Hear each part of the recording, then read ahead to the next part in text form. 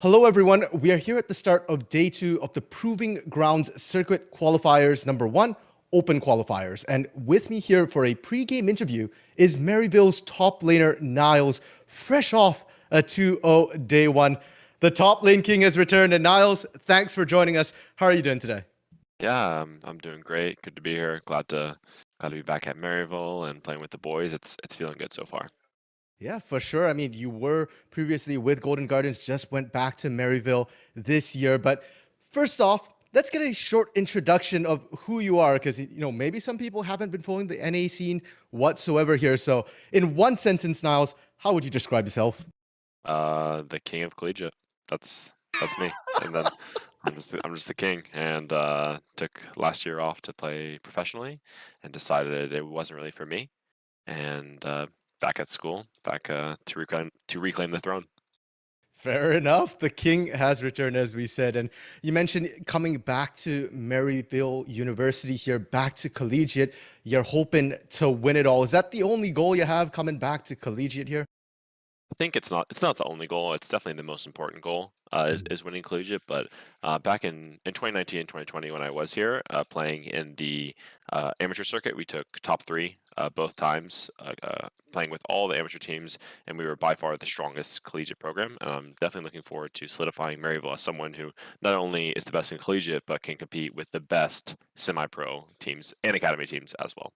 Yeah, for sure. And even last year in 2021, without your presence there, Maryville still had a strong presence here in the Proving Ground circuit. So having you back, I'm sure it can only get stronger here. But now, you took a year off of school a little bit. Now that you're back in Maryville, how's life back on campus? I believe you mentioned this is your first week back. Yeah, first week back at school is actually just had my first in-person class today. It's been good. It's been a nice balance. I just love being around my teammates doing things non-league related. It's brought a lot of balance in my life, and that makes me very, very happy. So yeah, I'm feeling great being back at Maryville. Yeah, touch grass as it were, get Yeah, to know your touch friends a grass. little Yeah. bit. But this is a very different Maryville roster that you're coming back to compared to when you're in collegiate. So you're probably Yeah. what, the most veteran player on the team right now? Me and Shady. Yeah, me and Shady. Mhm. Yep. Yeah, and you're coming back, of course, with LCS Academy experience. I'm sure they're looking to you a lot. How's the team dynamic right now? We're still figuring out the team dynamic because we actually went into the first day with 0 scrims, so we haven't played a single Wow. scrim together. Yeah, yeah. So we're still figuring out our team dynamic because this group of 5 players hasn't ever played together before. So Mhm. we're figuring out what needs to be communicated, how people communicate, how we play around each other better. Some things need to be said, some things don't need to be said, just all these sort of things, rotations. We're figuring all that out. I think. We learned a lot about each other in the first day, so just looking to build on that going into the second day. Oh, for sure. And new team, new meta as well. Lots of Hmm. changes coming through. But Oh yeah. honestly, when I watched your games against Dark Matter and Bay State there, you guys looked really solid. So it's definitely a really great start. And, for you yourself personally now, you had 2 wins on day 1. You've got another 3 games today. How do you think you've performed so far personally? I think I played pretty bad the first game. It was pretty funny. I was playing Akshan, and I got so good platform because I didn't realize. So I tried to E, and I collided with his pillar. I collided with the Yeah. Q that came with the ground, and then I was like, oh goodness, I didn't even think about that. I was like, oh no, and so that was a big mistake for me. And then that game, I mean, I played okay. The Orn game, I think I played pretty solidly. Just Mhm. uh, played weak side. Orn versus Renekton. Orn's supposed to go down a lot of CS, 20, 30 CS, and I was up in CS. So I think I played Yeah. really solidly that game, and I think my mid game has been on point the past 2 days in terms of where I need to be on the map and securing objectives for my team. Yeah, for sure. I mean, Maryville as a whole looked very in control with the map rotations there, with the map movements. Yeah. And, touching a little bit on that top side, I mean, you're known as a very dominant top laner, but you're picking up the Ornn here. Is that because of the meta that we're currently seeing, or do you just think in general? I think Ornn is strong in the meta right now, but it was Mhm. mostly because I saw their composition yesterday and they picked LeBlanc as their only AP source. And whenever you're doing that, it's very dangerous if you don't see the entire comp because tanks, you're not going to blow your entire combo on Ornn, right? In a team fight, Yeah. you're going to lose the team fight as LeBlanc. So I just saw any tank would have been great in the situation, a Malphite or a Tom Kench or an Ornn. I just felt like playing the Ornn on that day, and yeah, it was just a good pick in the situation. Yeah, fair enough, right? And in regards to the actual meta right now, What do you think of the meta, especially in the top lane? Because I've heard from some other players, some coaches, they feel like the top lane meta kind of opened up a little bit, that there's a lot of different possibilities, a lot of different champions you can put in there, and feels like a lot of emphasis on more trying to fit your team composition and counter picks. Do you agree? I think that the champion pool for top lane actually narrowed a lot with the Okay. TP changes, because being unable to TP out of lane really hurts some champions. Champions Mhm. like Camille are really good at skirmishing, right? And they want to TP bot and they can ult someone, secure a kill, gank them very easily. But other champions like Gangplank or Jace, they don't necessarily like to TP out of their lane. And so being forced to TP back to top lane, the more lane-centric top lane champions are stronger and they're more emphasized. Whereas the champions that want to roam, you can't really play them as well. So I would say that the top lane meta has narrowed a lot with the TP changes. Okay, interesting, interesting. So, GP, that's your wheelhouse as well. So, looking forward to see if we Yeah, start seeing some of that coming. we haven't gotten desperate enough to bring it out yet, but we'll see if we start dropping games, see what happens. You make it sound like you don't enjoy GP. You just play him for the wins there, the free elo. Winning's fun, you know. Definitely fair enough there. And going into day two here, you've got three more games, 2-0. You just need one more to secure a spot in the main event. So of course, every win counts. It gives you points. Mhm, But specifically tonight, you guys are going up against 100 Thieves next year. And mhm. I'm sure you've heard the hype around that roster, specifically the top lane. One of the most hyped new amateur talents, General Sniper there. What are your thoughts on General Sniper, and how do you feel about the matchup between you and him in the top lane? I think he's pretty solid on his champions, and I think that he has the potential to be a great player. I think what he needs more than anyone is someone to tell him hard truths, and I don't know if he's getting that right now because he really needs to expand his champ pool. He only plays two champions pretty much, and someone needs to tell him that like he needs to expand his champ pool.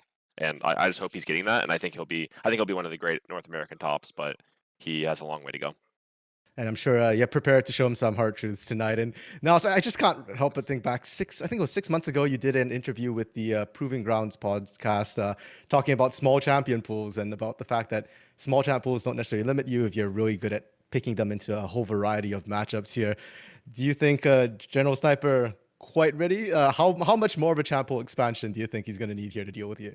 I think it's more so learning a mindset shift. So like for me, I was in the same situation that he was in, where I Mhm. could only play carries, I could only go forward, right? I can only do this, and adding things like Orin to my champion pool really diversified my playstyle and taught me a lot about my role in the general game as a top laner. I don't have to carry every game, so small champion pools can be effective. But what I'm saying is playing different champions actually teaches you more about top lanes you can apply to every champion. Does that make sense? So Mhm. that's what I'm trying to say is that you learn certain things playing Ornn or just other tanks or bruisers or yeah.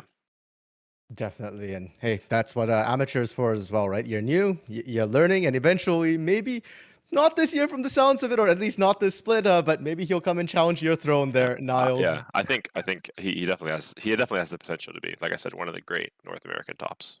for sure. Now, moving beyond just 100 Thieves Knicks as well, there's, of course, the potential that you might be facing off against your former team there, Golden Guardians Oh Academy. yeah. Any thoughts on that? I think that'd be really fun. Just it's also funny because Tony Top is their top Yep. laner, and I was just playing. I've always had sort of like a rivalry, I guess, with him before we played in amateur, and then in academy, and I always get the best of him. So I'm really confident if I'm going versus Tony in that matchup. But it should be fun playing versus Iconic and just the boys. Yeah, sounds good. But you probably will have to win against 100 Thieves Knicks first, and it Hmm. definitely looks really cool going that way there. Hopefully undefeated, and yeah, it sounds like a plan for the open qualifiers here. Now, moving away from the more serious questions here, Niles, if you were stranded on an island in the middle of nowhere, which League of Legends champion would you want to be stranded with? Oh goodness, what League of Legends champion would I want to be stranded with in the middle of nowhere? Ooh, probably Nami, right? You ever seen Moana? Nami. You ever seen Yes, Moana? She yes. controls the tides, right? Nami's like the Moana of League of Legends, right? So, you know, and we get some sing-alongs going like I see what's happening here, right? You just it could be a good time if we bring Nami along. So yeah, I'll go with Nami. For sure, get you off the island as well. You know, when I had this question, I was thinking top lane's an island. So top lane Nami possibility coming in. Yeah. Hey, I'm not gonna say anything, but I'm sort of saying something. If you pick it up, you know. Okay, guys, against Maryville, ban Nami. That's apparently the secret leak here. Thanks for your time, Niles. Really appreciate the information you're giving us here. You know, talking about all this stuff. And last, and before we sign off here, is there anything you'd like to say or shout out to your fans and viewers watching? Just thanks for everyone cheering for me while I was at Golden Guardians and now at Maryville. I hope you can continue to cheer for us, and we'll put on a good show. Okay, thank you, Niles, and best of luck. I'm looking forward to you once more resuming your throne, Maryville, top of collegiate and challenging amateur. All right, thank you. Thank you very much, RMC. Thank you very much, Niles, and welcome everybody to day 2 of the Unified Proving Grounds Grand Open Qualifier. I am Grapes, joined alongside Hawk. Hawk, we made it through day 1, and now there are 3 more games left of Swiss bracket play before we have our 16 final teams to make it into the next stage. Oh man, Grapes, yes, it is day 2 here in the Open Qualifier here on Unified Live. I am beyond excited to be here. And look, I know as casters, we're going to tell you guys that every matchup is a banger, right? But when I tell you guys that this first game that we have queued up for you is a banger, I mean it, because it is Maryville, the bastion of collegiate, up against the future of North America, 100 Thieves next. Many people would consider this matchup to be the best team in amateur versus the best team in collegiate, and that's a storyline that just you don't even see in things like movies. It's just happening right here, and it's really exciting that we see it so early on due to the way the format of the Open Qualifiers works. Hawk, there's 8 teams that are currently sitting at 2-0, Maryville and 100 next being 2 of them, and as the tournament will progress, the teams with the similar records will be continuing to play against each other. And with this matchup here, Hawk, in round 3, whoever wins this game will qualify on to the group stage. Remember that the OQs still aren't over for them. They still have to continue to play for seeding, but obviously very nice to just, sit comfortably at that 3-win spot.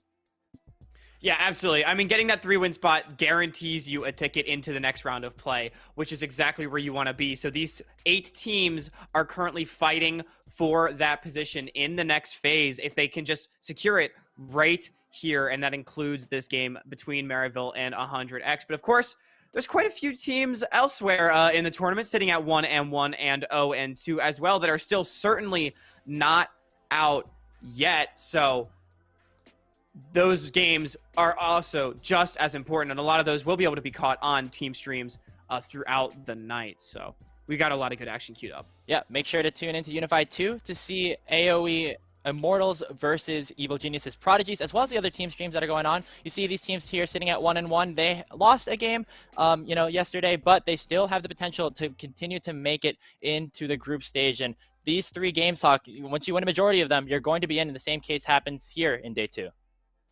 Yeah, absolutely. You just got to get those 3 wins. I mean, that's all that matters. It doesn't matter how you get them. You just got to get them. So every game, every win absolutely counts, and that includes the 8-0-2 teams as well. They're not out of the woods. If you win your next 3 straight games, you go 3-0 on the day. You could be in, but of course, any of these teams dropping a game from here on out does mean that they will drop out of the main group stage. It's important to note, though, that despite losing 3 games here, you want to continue to get those wins in, continue to get those points to qualify into Proving Grounds down the line. So even if you don't end up making the next stage, finishing OQs with a 2-3 record versus an 0-5 record definitely still makes a big difference. But 2 teams that will not be going 2-3 or 0-5 certainly are these 2 teams that we have coming up in our 3rd round matchup of the day. Maryville University versus 100 Thieves next. There's so much to talk about here, Hawk. So many storylines that have to be unfolded. But I think the first one that we got to start with is up top. We saw RMC and Niles with that interview, and he is going up against the next new young prodigy here in North America, General Sniper. Yeah, I mean, this top lane matchup, you couldn't have asked for a better one to start the day. Niles, the king of collegiate, ex-LCS Golden Guardians player, up against the boy wonder, 5th 19 years old, just joined 100 Next as soon as he became of age to sign the contract, here to prove himself. Grapes, I know you looked it up. Don't know the exact number off the top of my head, but Niles had 200 plus competitive games in his career. General Sniper has 2. It was, 243 to 2, the official number here. So a big disparity in terms of experience, but definitely not in skill. If you saw General Sniper's games yesterday over on the Proving Grounds Pod channel, definitely had some incredible laning phases, incredible team fights. It looked like a lot of things were there. But now going up against Niles, maybe a bit of a tougher test. We saw some of that interview where Niles was talking about how he maybe thinks that General Sniper has some weaknesses that maybe can be exploited here. Maybe going into that more experienced matchup could be the first sign of maybe some weakness there. Yeah, absolutely. I mean, Niles, with the experience that he has, he's gone up against top laners of all calibers, including those of the likes of General Sniper. He has played in the LCS. So if anyone is going to look to exploit those weaknesses, it's him. And likewise for General Sniper, this isn't a massive benchmark in his career.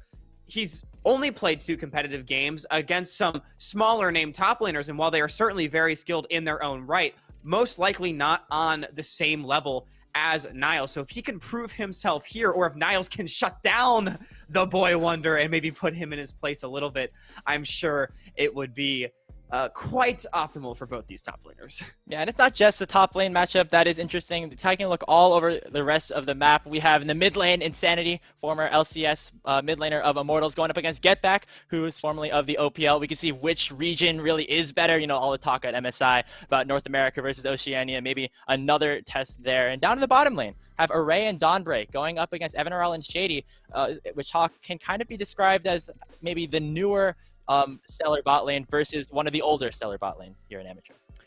Yeah, absolutely. Evan RL and Shady have been playing together for a few years now, and have succeeded very well in their own right. Of course, Maryville has been historically the best collegiate team of all time in the League of Legends scene. So getting to see them going up against Array and Dawnbreak, who are no slouches in their own right. I mean, Array was arguably one half of the second best bot lane in Proving Grounds last summer, paired up with Winter on Resolve, and then Dawnbreak on TSM Amateur performed very well as well. So getting to see them go up against each other, especially in a very bot lane focused meta, I think it's shaping up to be in this tournament, will be extremely exciting. We're into the draft for our first game of the day. Maryville University will be taking your blue side, 100 Thieves, next on your red side. Going straight off the bat with an Aurelia band, going right to the throat of General Sniper and taking one of his key champions off the board. We were talking about the bot lanes a little bit earlier, Hawk, and one pick that I think really has arisen a lot in priority is this Caitlyn. And with Maryville on blue side with Evan RL down into the bottom side for Maryville, might see that one taken away. There it is. Yep. Yeah, there it is right there. Caitlyn had 90% presence in the first day of games. It was picked in 14 games and it won 11. I mean, let that sink in. That is a crazy win rate for this champion. And it's easy to see why. It dominates the lane so efficiently. It's able to knock down towers. And then once you get the towers knocked down, it's impossible for the enemy team to ever face check in for a neutral objective. So the way it just dictates space and the damage and the utility that it can provide throughout the game is pretty much unparalleled in the ADC position right now, as well as just effectively removing the enemy bot lane from the game. So not surprising to see that one removed, but it is important to see that 100X is on the red side. So we were talking about the super hyped top lane matchup, and we haven't talked about it too much, but also Insanity and Fnatic in the mid jungle potentially getting either a top lane counterpick for Snipe or a mid lane counterpick for Insanity could instantly win the game for 100X if they're able to exploit a good matchup. Yeah, but if you're 100 Thieves next right now, you might start to reconsider last picking Sniper. Look at the bans already. Camille already taken off the table as well. On the other side, 100 next are going to take away that Thresh. Also has been a very high priority alongside that. Ophelio's final ban on the blue side for Maryville will be that Corki going over to Insanity. Yeah, Corki makes a lot of sense to remove. It's a super safe mid lane blind pick, but, you know, I respect it. If Niles wants to beat General Sniper, but he doesn't want to give him his champions. You know, he knows that General Sniper is a mechanical player. I reached out earlier today to the coach of 100X questions, and their coach said that General Sniper has been very confident, and their entire team believes as a whole that their strength is that they're just mechanically better than their opponents. They believe that they will be able to skill check anyone in this tournament. So removing some of those skill check champions like the Aurelia, like the Camille, makes a lot of sense. Final ban here will be that Ezreal, another target towards the bottom lane. Maryville, with their first pick, are hovering that Victor and locking it in. Get back in round 1 of the Swiss bracket on this Victor. Had a very, very insane stat line. I believe picking up 15 kills on this champion, a champion that can do very, very well in the mid lane, has a whole lot of priority early on, and will definitely help out Kind Jungle in terms of impacting all areas of the map. Absolutely. If you're looking for a pick that can handshake a lane and get wave prio up against a mid laner of the caliber of Insanity, Victor's the pick to do it. And not only that, but it gives you a lot of draft tempo by freeing up your other lanes. However, it is the Jinx going to be locked in here for Array. And we were talking about the high presence of Caitlyn. Well, Jinx is the next highest presence in the bottom lane. And the next highest presence overall, actually 84% presence through the 32 games. So seeing that one picked up makes a lot of sense. The late game carry potential of this champ just cannot be understated. And up paired with the Lee Sin for Fnatic, a playmaker for the jungler. Seems like these teams have been watching a little bit of Arcane, haven't they, Hawk? Got the Caitlyn, got the Jinx. No Vi just yet, I believe, but will be instead in the jungle. Lee Sin going over to Fnatic, a player who can obviously have some incredible impact in the early game, and putting him on this sort of champion definitely will be valuable. With the Jinx, Caitlyn, Ezreal, and effectively an Aphelios with that Thresh taken off the board as well. The next champion up on the tier list for Evan RL is going to be that Jhin. Yeah, I mean, it's straight up, like you said, going down the bot lane tier list. Jhin, it's a utility pick. It can neutralize the lane and provide a little bit of mid-game setup for the team, especially from a screen away with those deadly flourishes and the curtain calls coming through. And speaking of Arcane, the Jace hover potentially going through blind for Niles, and that's confidence right there. Not only does Niles think he can beat Sniper, but he thinks he could do it blind with the Jace. Yeah, and especially, like, yeah, you have all of the opportunities even to wait as long as possible to lock in your top laner. Niles is throwing down the gauntlet right now on the Jace, one of Sniper's most played champions here. Yeah. We'll see if they respond with the top lane matchup here on the R3, or if they're going to try and wait through the second ban phase, try to make sure that Sniper can see every single one of the champions. Instead, that will be the case as the Lulu gets locked in going down the bot lane for Dombre.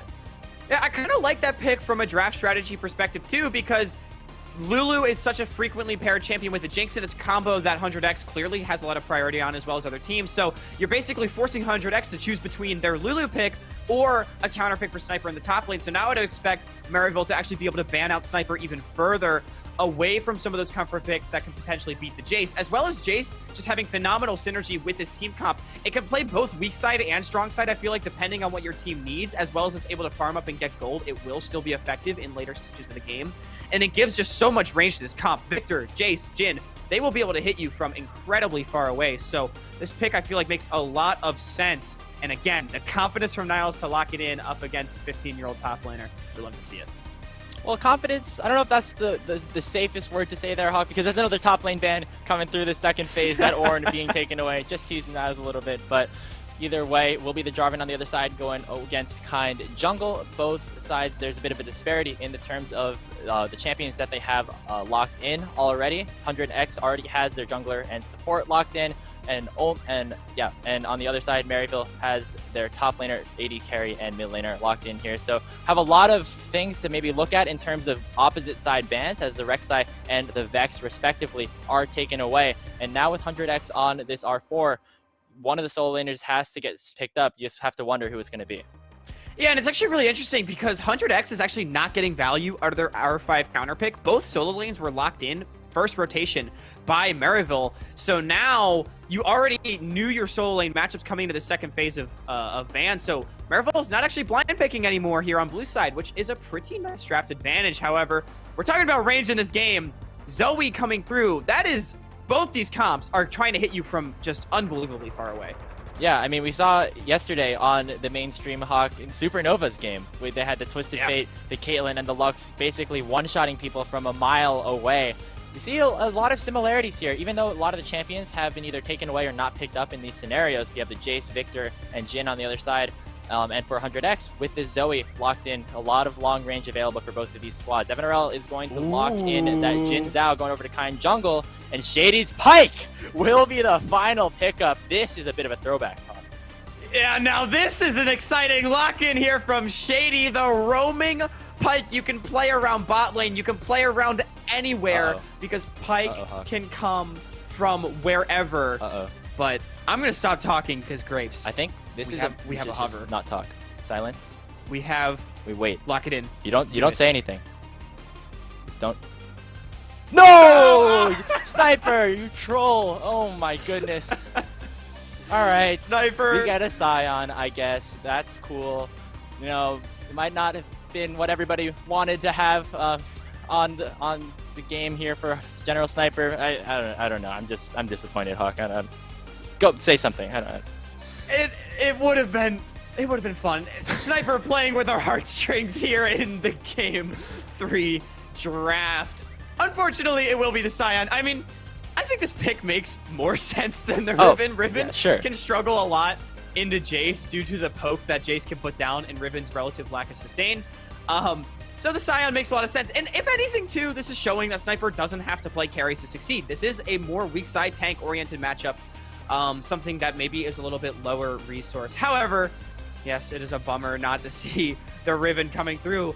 But both these compositions, I feel like, have extremely strong things that they want to be doing. I mean, Xin Zhao and Pyke, they can link up together here for Maryville and create plays in any lane, and there is plays to be made in any lane. Victor, if he gets ahead, can absolutely crush teamfights. Jhin has single target damage through the roof. Jace, the poke, really adds up, and in those later game team fights as well. Although their front line's not the most robust, Xin Zhao is one of the best junglers in the game at actually buying space for long-range carries. That crescent guard just creates that circle of invulnerability and makes it so difficult to walk into you, and allowing your carries to do damage from relative safety. Meanwhile, 100X, they've got a pretty standard front-to-back composition. Zoe's going to be throwing bubbles over the wall. Sion's going to be tanky, and Jinx, she's got a Lulu. She's feeling pretty happy.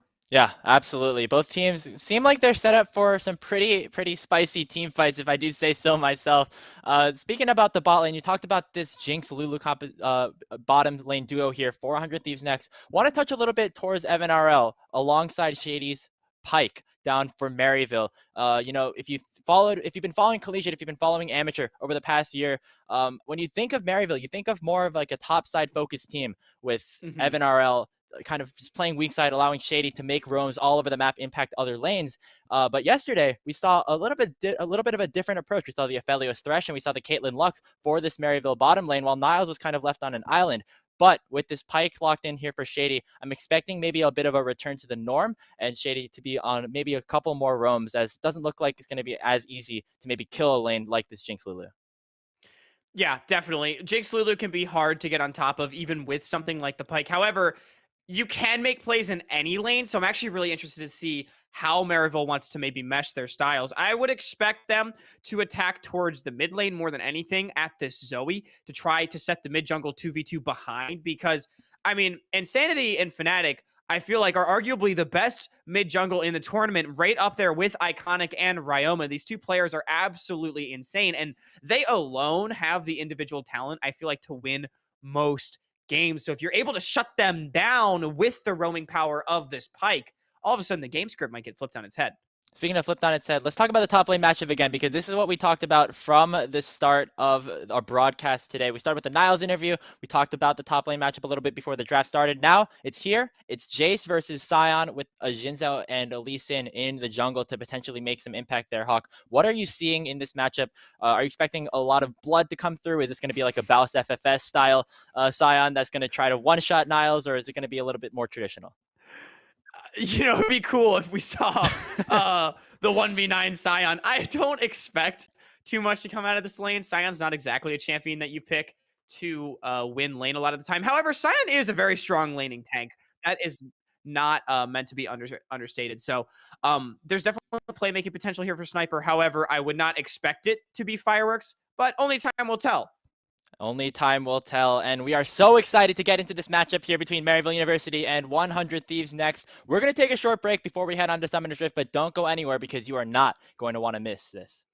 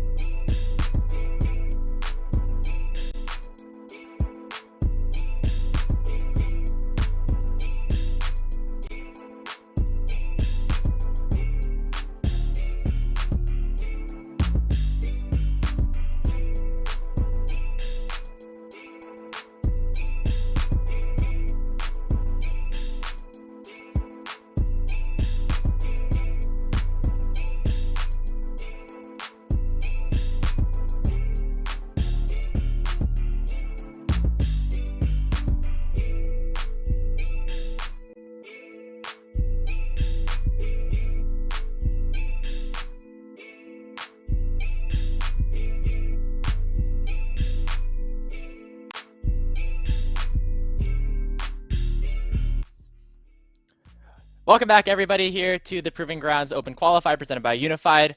We know that you guys are ready to get into this crazy matchup here between Maryville University and 100 Thieves Next, but unfortunately there was an issue on one of the players' sides that was preventing them to load into the game. While this issue is being resolved, we are going to be taking a short break, and we promise to get you back onto the Rift as shortly as possible. We thank you for staying with us here on Unified, and we hope to be back shortly. Thank you very much.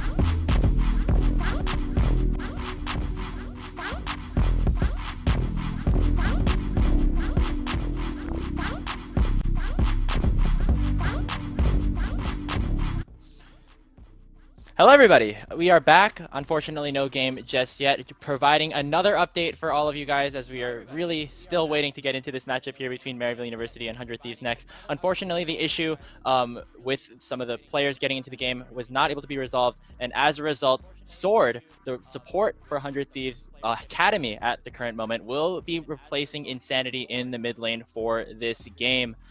A bit of an interesting swap here in terms of the positions, but because of that, we will be redoing the draft in just a couple of minutes. So we get to have some more hype around the draft and all of that, but unfortunately, that is the situation that is at hand. We once again appreciate all of you guys for sticking with us, and we'll see you in just a couple of more minutes for the start of the second draft of this game. Yeah, I mean, More minutes for the start of the second draft of this game. yeah, I mean. More minutes for the start of the second draft of this game. Yeah, I mean.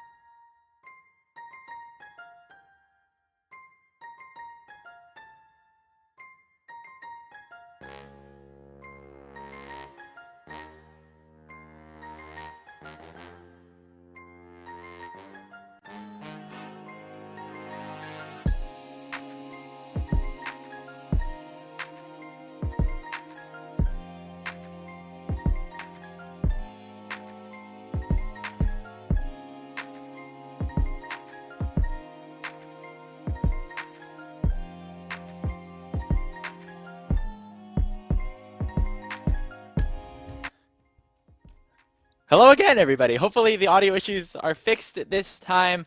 If you didn't hear before, just the update that we provided with some audio issues, just stating it here, so everybody is on the same page. Due to some issues with the players getting into lobby, unfortunately, Insanity will not be able to play for this matchup here. The mid laner for 100 Thieves next up against Maryville. Instead, the current 100 Thieves Academy support Sword, who is supposed to be the support here for 100 Thieves next, will be slotting into that mid lane position. Unfortunately, because of that, we have to be redoing the draft. We will have that all covered here in just a couple of minutes, but just the update for you all. Thank you very much for sticking with us, and we will be back shortly.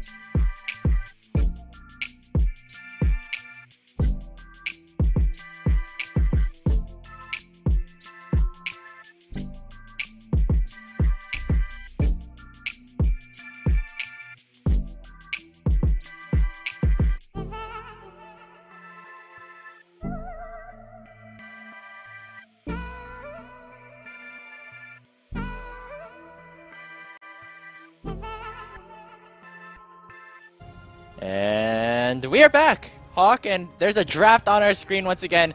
Once again, everybody, we apologize for some of the delays that have been happening, but we promise it is going to be worth it here between Maryville University and 100 Thieves Next. As we stated before, Insanity will be subbing out Sword, the support for 100 Thieves Next turned Academy, and formerly the TSM Academy mid laner will be playing mid lane for this game.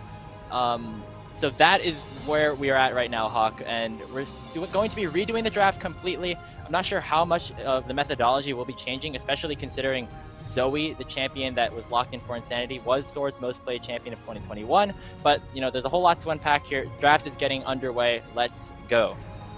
Hey, good guy Insanity just wanted to give us another shot at General Sniper's Riven, all right? I'm holding on hope. I'm holding on hope, Graves. But... yeah, it seems like the bans so far are going to be the same. I wouldn't expect changes, at least in the first round of bans from either team. However, actually a Riven ban, maybe a little bit of respect going to be paid that way Just for Maryville. No, maybe not. Maybe the Camille. But it was a B1 victor that we saw last time around from Getpack on the side of Maryville. So I'm actually really interested to see if that will be something that we'll see first picked again. Of course, Insanity is an extremely mechanically talented player, so... maybe up against Sword, who I think many would argue is a weaker mid laner. By how much? Remains to be seen, because Sword did play mid lane in Academy last year after all. But so whether or not Getback will opt for that same matchup, we'll have to see. So far, we are 3 for 3 in the run back, hold the salt, so to speak. Make it 4 for 4 with the Thresh already taken off the table as well. And yeah, I mean, nobody has played this game yet, Hawk, so there's no things that maybe had to have been fixed after that game that maybe the draft didn't work out. So I wouldn't be too surprised to see a lot of very similar champions being taken off the board as we continue to make our way through the draft. But now the TF is being taken away as well, going up against Sword, who was very, very well known for playing these global champions that would get around the map. Yeah, taking Sword off of his roaming champs makes a lot of sense, especially with the kind of compositions that I would assume that now 100X wants to run, either playing towards Sniper up top lane or playing down towards Array on the bottom lane if he's back on something like the Jinx that we saw picked in the remade draft for him. So taking away those options, I think, is a very good thought process here for Maryville as the bans have fully finished. I do believe 100X has run back the same bans. Yep, that Ezreal taken away from Evan once more. Reminder that the first pick in the previous draft for Maryville was that Victor going over to Getback. Well, it was interesting because of the differentiation that happened in that first rotation, Hawk. Maryville locked in their solo laners both in the first rotation, while 100X waited until the second phase. And it looks like that trend is remaining. Jace going over to Niles, presumably. We thought picked up in the second stage of the draft in the last time that this happened. It looks like Niles wants to make sure that he gets his hands on that early. Yeah, this is really interesting. We saw it as a blue 3 Jace in the last one, and then it was an R5 Scion match into it by Sniper, and maybe Niles is just saying, hey, I'll take that matchup if Scion is what you're going to pick into my Jace. So, again, the confidence coming through. Niles said he's going to Sniper to some of his weaknesses. And this is a first pick Jace, the confidence coming through. You love to see it. And again, Jinx Lee Sin locked in. This is what we saw last time. It will be Array back on the Jinx as Victor Jin rounding it out. Okay, so it looks like it was just maybe like a different order in terms of what wanted to go in. It honestly is kind of smart if you are Maryville, if you really do want this Jace. Sniper obviously is one of the best Jace players in the region, hitting rank 1, primarily playing champions like that.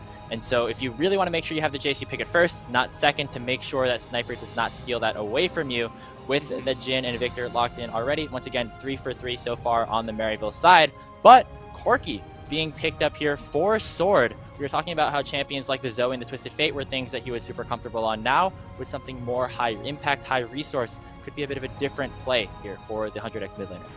Yeah, Corki was actually banned last time around, so now it will be picked up in the R3 slot by Sword. I feel like it actually does similar things in a way to Zoe and Twisted Fate. However, it's a little bit more scaling focused as opposed to mid-game focused. So you're sort of shifting the timer back, but it's a lot of long range, a lot of damage coming through from this champion, and the package can provide such good utility every 5 minutes for your team. And what this just tells me is both these compositions are extremely similar to what we locked in the first time around. So it says to me that both teams were happy with what they got. They don't feel like anything needs to be changed for second draft, and that they were both willing to take the matchups that they were given, and both of them felt like they could win confidently.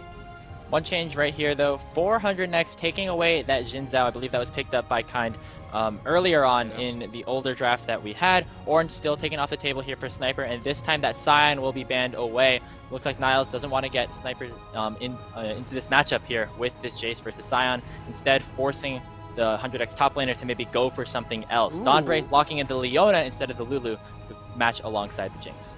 Yeah, and this is very interesting because the Lulu was still available, but it seems like 100x wants to play a little bit more for some engaged potential to try to lock down some of these immobile backline threats. I mean, Jace, Victor, Jin, all very easy to lock down and take down, especially with Jinx, Corki doing the damage over the top, and it's great setup for Lee Sin in the early to mid game. But the Talon getting locked in for Kind Jungle, it was something that we have been seeing him play quite a bit recently, and it's coming through once again.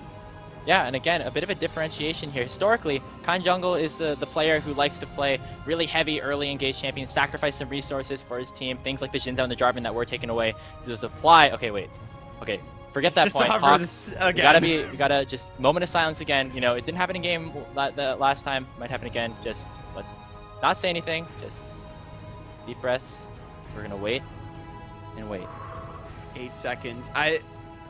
Oh, okay, it's something different. It's not the Scion. It's not the Scion.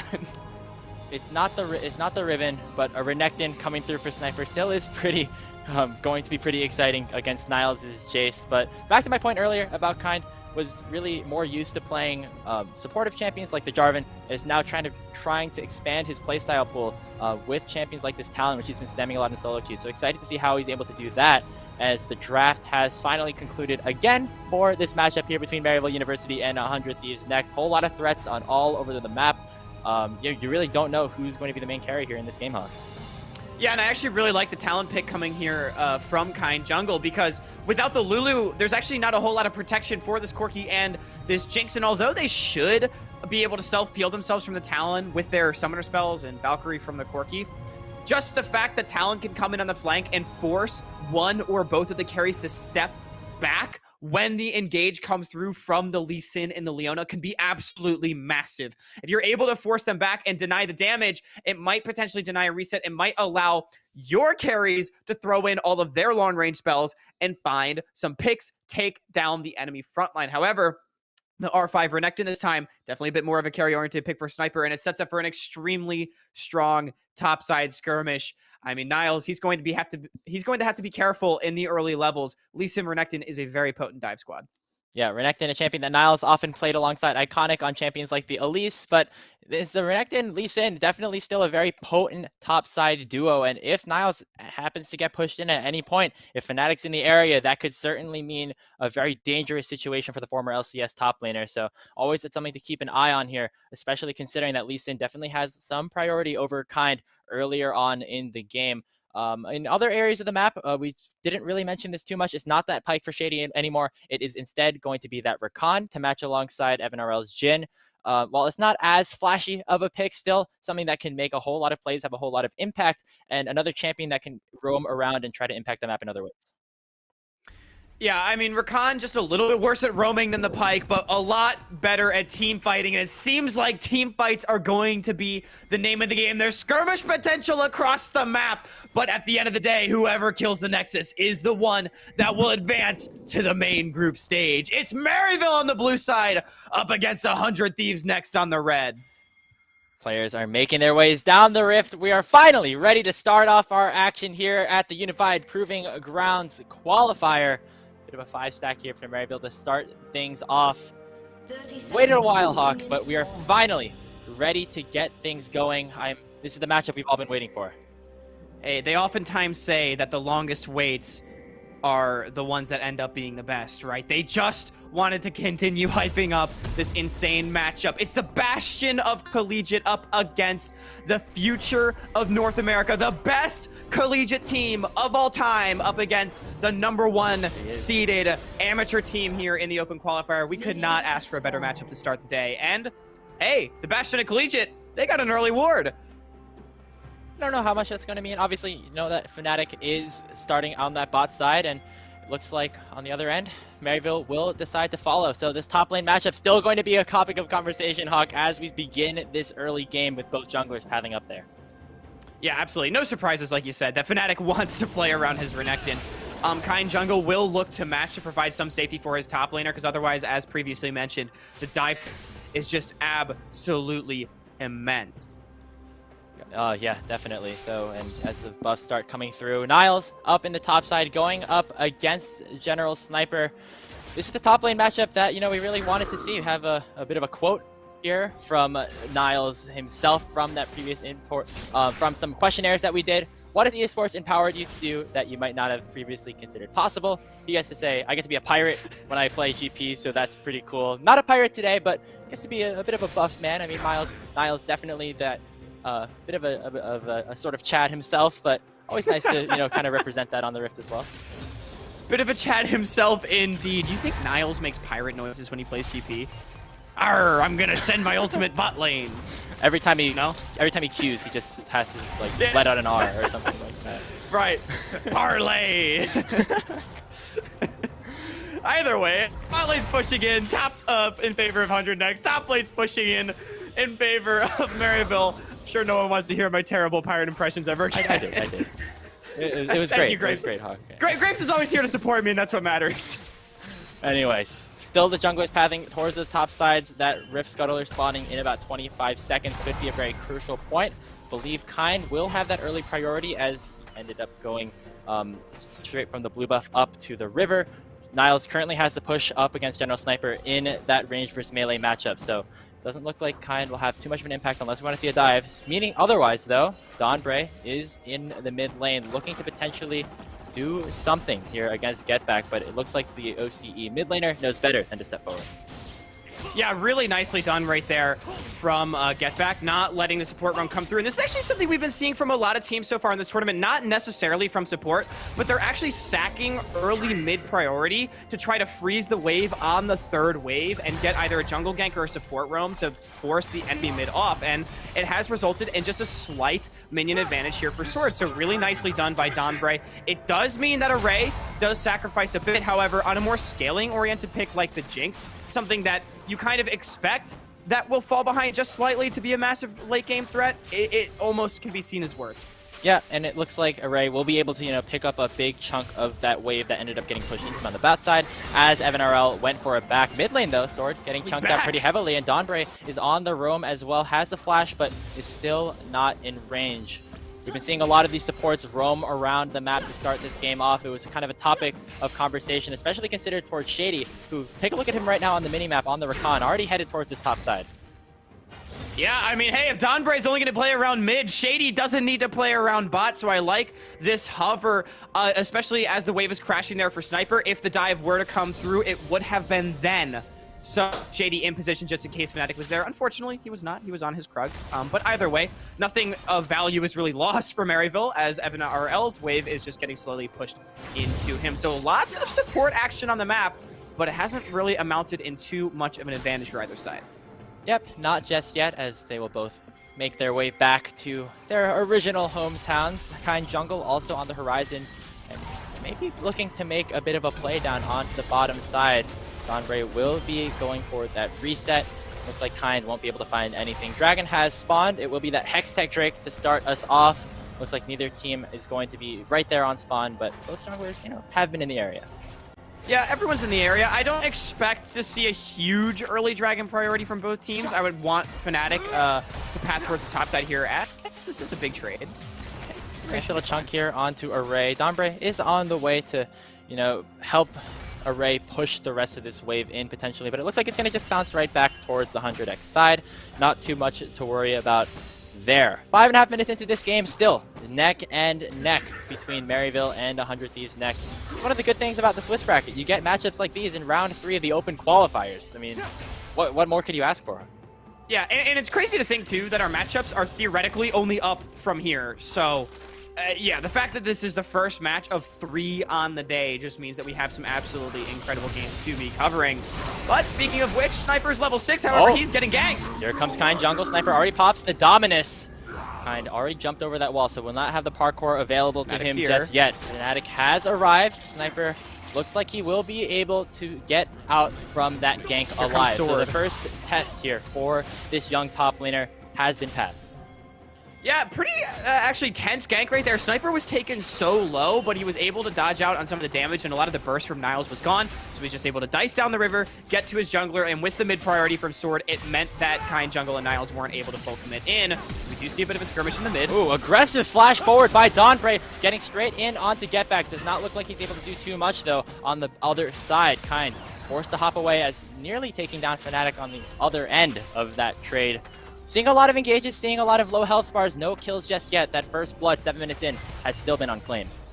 Yeah, actually looked like a bit of a miscommunication there. Dawnbray flashing in super aggressively, but Fnatic, meanwhile, was going in on the other side of the fight, so it was a bit of a split call, and it does mean that it is just a Leona flash for nothing. Here's the Chaos Storm. Dawnbray has no flash and has no life. Get Back picks up first blood for the first kill of this game. Absolutely huge. All of the attention has been focused mid by both of these teams. This Kind jungle is 1v1ing a dragon. He's fine. He's got it. He's got it. Not even but close. yeah, really nicely done. I mean, like I said, Leona flash blown for nothing. Shady still had his hit up. Flash, grand entrance, able to find it. They take down the support of 100X, and it's Maryville on the board first. Oh, take a look at the top side. Niles, where are you running? On the wrong side of the map. Sniper forced to flash away to get away from the potential engage from the rest of the cannon. Auto attacks.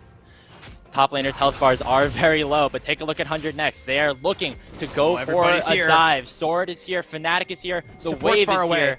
Who is going to be the first one to engage? It will be Sword.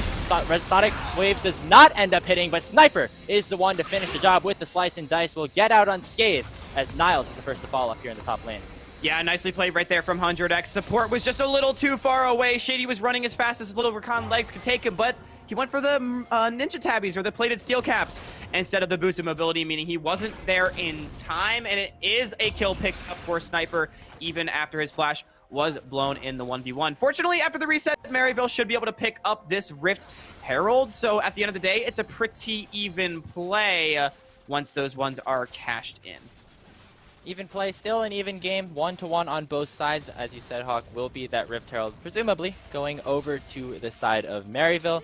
And with Shady still up in the top side to help out that objective, Array and Dawnbray will get this push in onto Evan RL. No real threat of a sort of dive, but just the pressure that Dawnbray is able to provide means that Evan will be missing out on some of this CS. So a bit of a win on the other side for 100 next as well. Yeah, ADC in 2022 looks like you're just playing a solo lane, apparently. Of course, Dawnbray is in the lane right now, but we saw him not in bot lane for so long. And unfortunately, Evan RL is on the wrong side of the solo lane experience, having 2 of his plates taken, which is actually a pretty good match on the Rift Herald play, because Rift Herald on its own takes 2 tower plates, so unless you're able to execute some sort of dive or big team fight before the play, that's likely all you're going to get. So it does even that one up as we see a bit of a trade. Oops, Shady just forced to dash away a little bit there. Yeah, not too much happening in terms of that engage. I did want to bring back up that experience graphic that we just saw a little while ago, because I think it's a very interesting point to look at this point in the game. Right now, the highest XP is currently Get Back on this Victor, who did end up picking up the first blood, has had a lot of resources around him. And right now, you see that experience disparity down in the bot lane due to that Rift Herald play. Array nearly a full level up on Evan. Yeah, absolutely. Not only was Evan RL getting zoned off of the farm, but it is the experience. And that's something that's not always easy to see, is those experience leads, but it definitely adds up. Every level is worth stats in golden stats as well, you know, in theory, as well as the extra ability point that you get. So these levels do mean a lot. And it's also interesting that Get Back is ahead of Sword in levels, as potentially holding that thought as we see a little Scuttle Crab fight, but no, Fnatic just going to smite that one away, as I'm sure part of the XP lead for Get Back in the mid lane is from the kill, but also every time you see Maryville making an aggressive play on one of the side lanes, Sword is always first into the river. So surely having dropped just a few minions there as he steps into the river, meaning that he's just a little behind in experience, but not catastrophically so.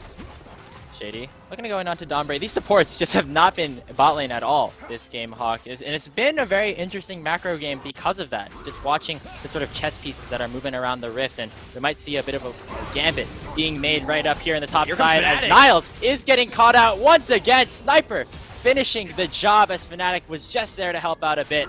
Another kill going over to the young kid. Well, we talked about the top side focus, and now the boy Wonders got 2 on the board. Fnatic going for the deep flank under the turret, but Sniper did a lot of the work there himself, just all ins the Jace, no flash, no way to get out, and it's 100x finding themselves up 1,000. A lot of people talking about the kind of question that if Sniper was able to, would he be an LCS? And going up against a former LCS top laner from last year could be an interesting case, though. MNRL, nice cleanse to get away from the solar flare, and might actually try to re-engage a little bit. Shady going to go forward with the grand entrance. Quickness has not been used just yet, and instead it looks like the Leona was a little bit too tanky for the Maryville bot lane to try and go for a play. Instead it'll just be Shady dashing forward to return to lane, which is not something that we've been saying a lot this game.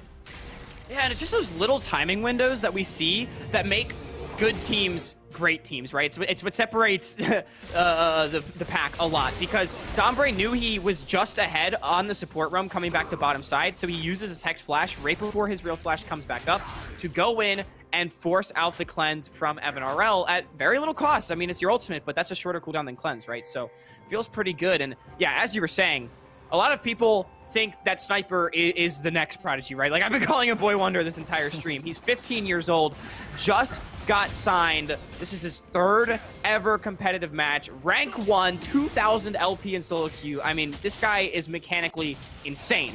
And he's probably one of the most hyped prospects, if not the most hyped prospect ever in North America, at least certainly in recent memory. So getting to see him go up against the likes of Niles is certainly a good benchmark, because Niles is someone that has a ton of experience in collegiate. He has experience in LCS, and is no slouch of an opponent.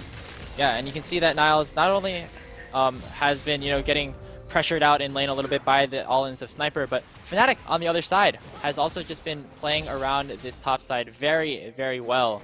As a little bit of a dicey situation that Fnatic ended up going through, but doesn't look like anybody is going to fall just yet. But looks like Sniper just really knows how to play around his jungler. Looks like the communication alongside all of 100 Thieves Next has just been very strong, even with Sword, swapping into a new role. So very, very exciting things to see out of a team that really is regarded as one of the top teams in amateur this year.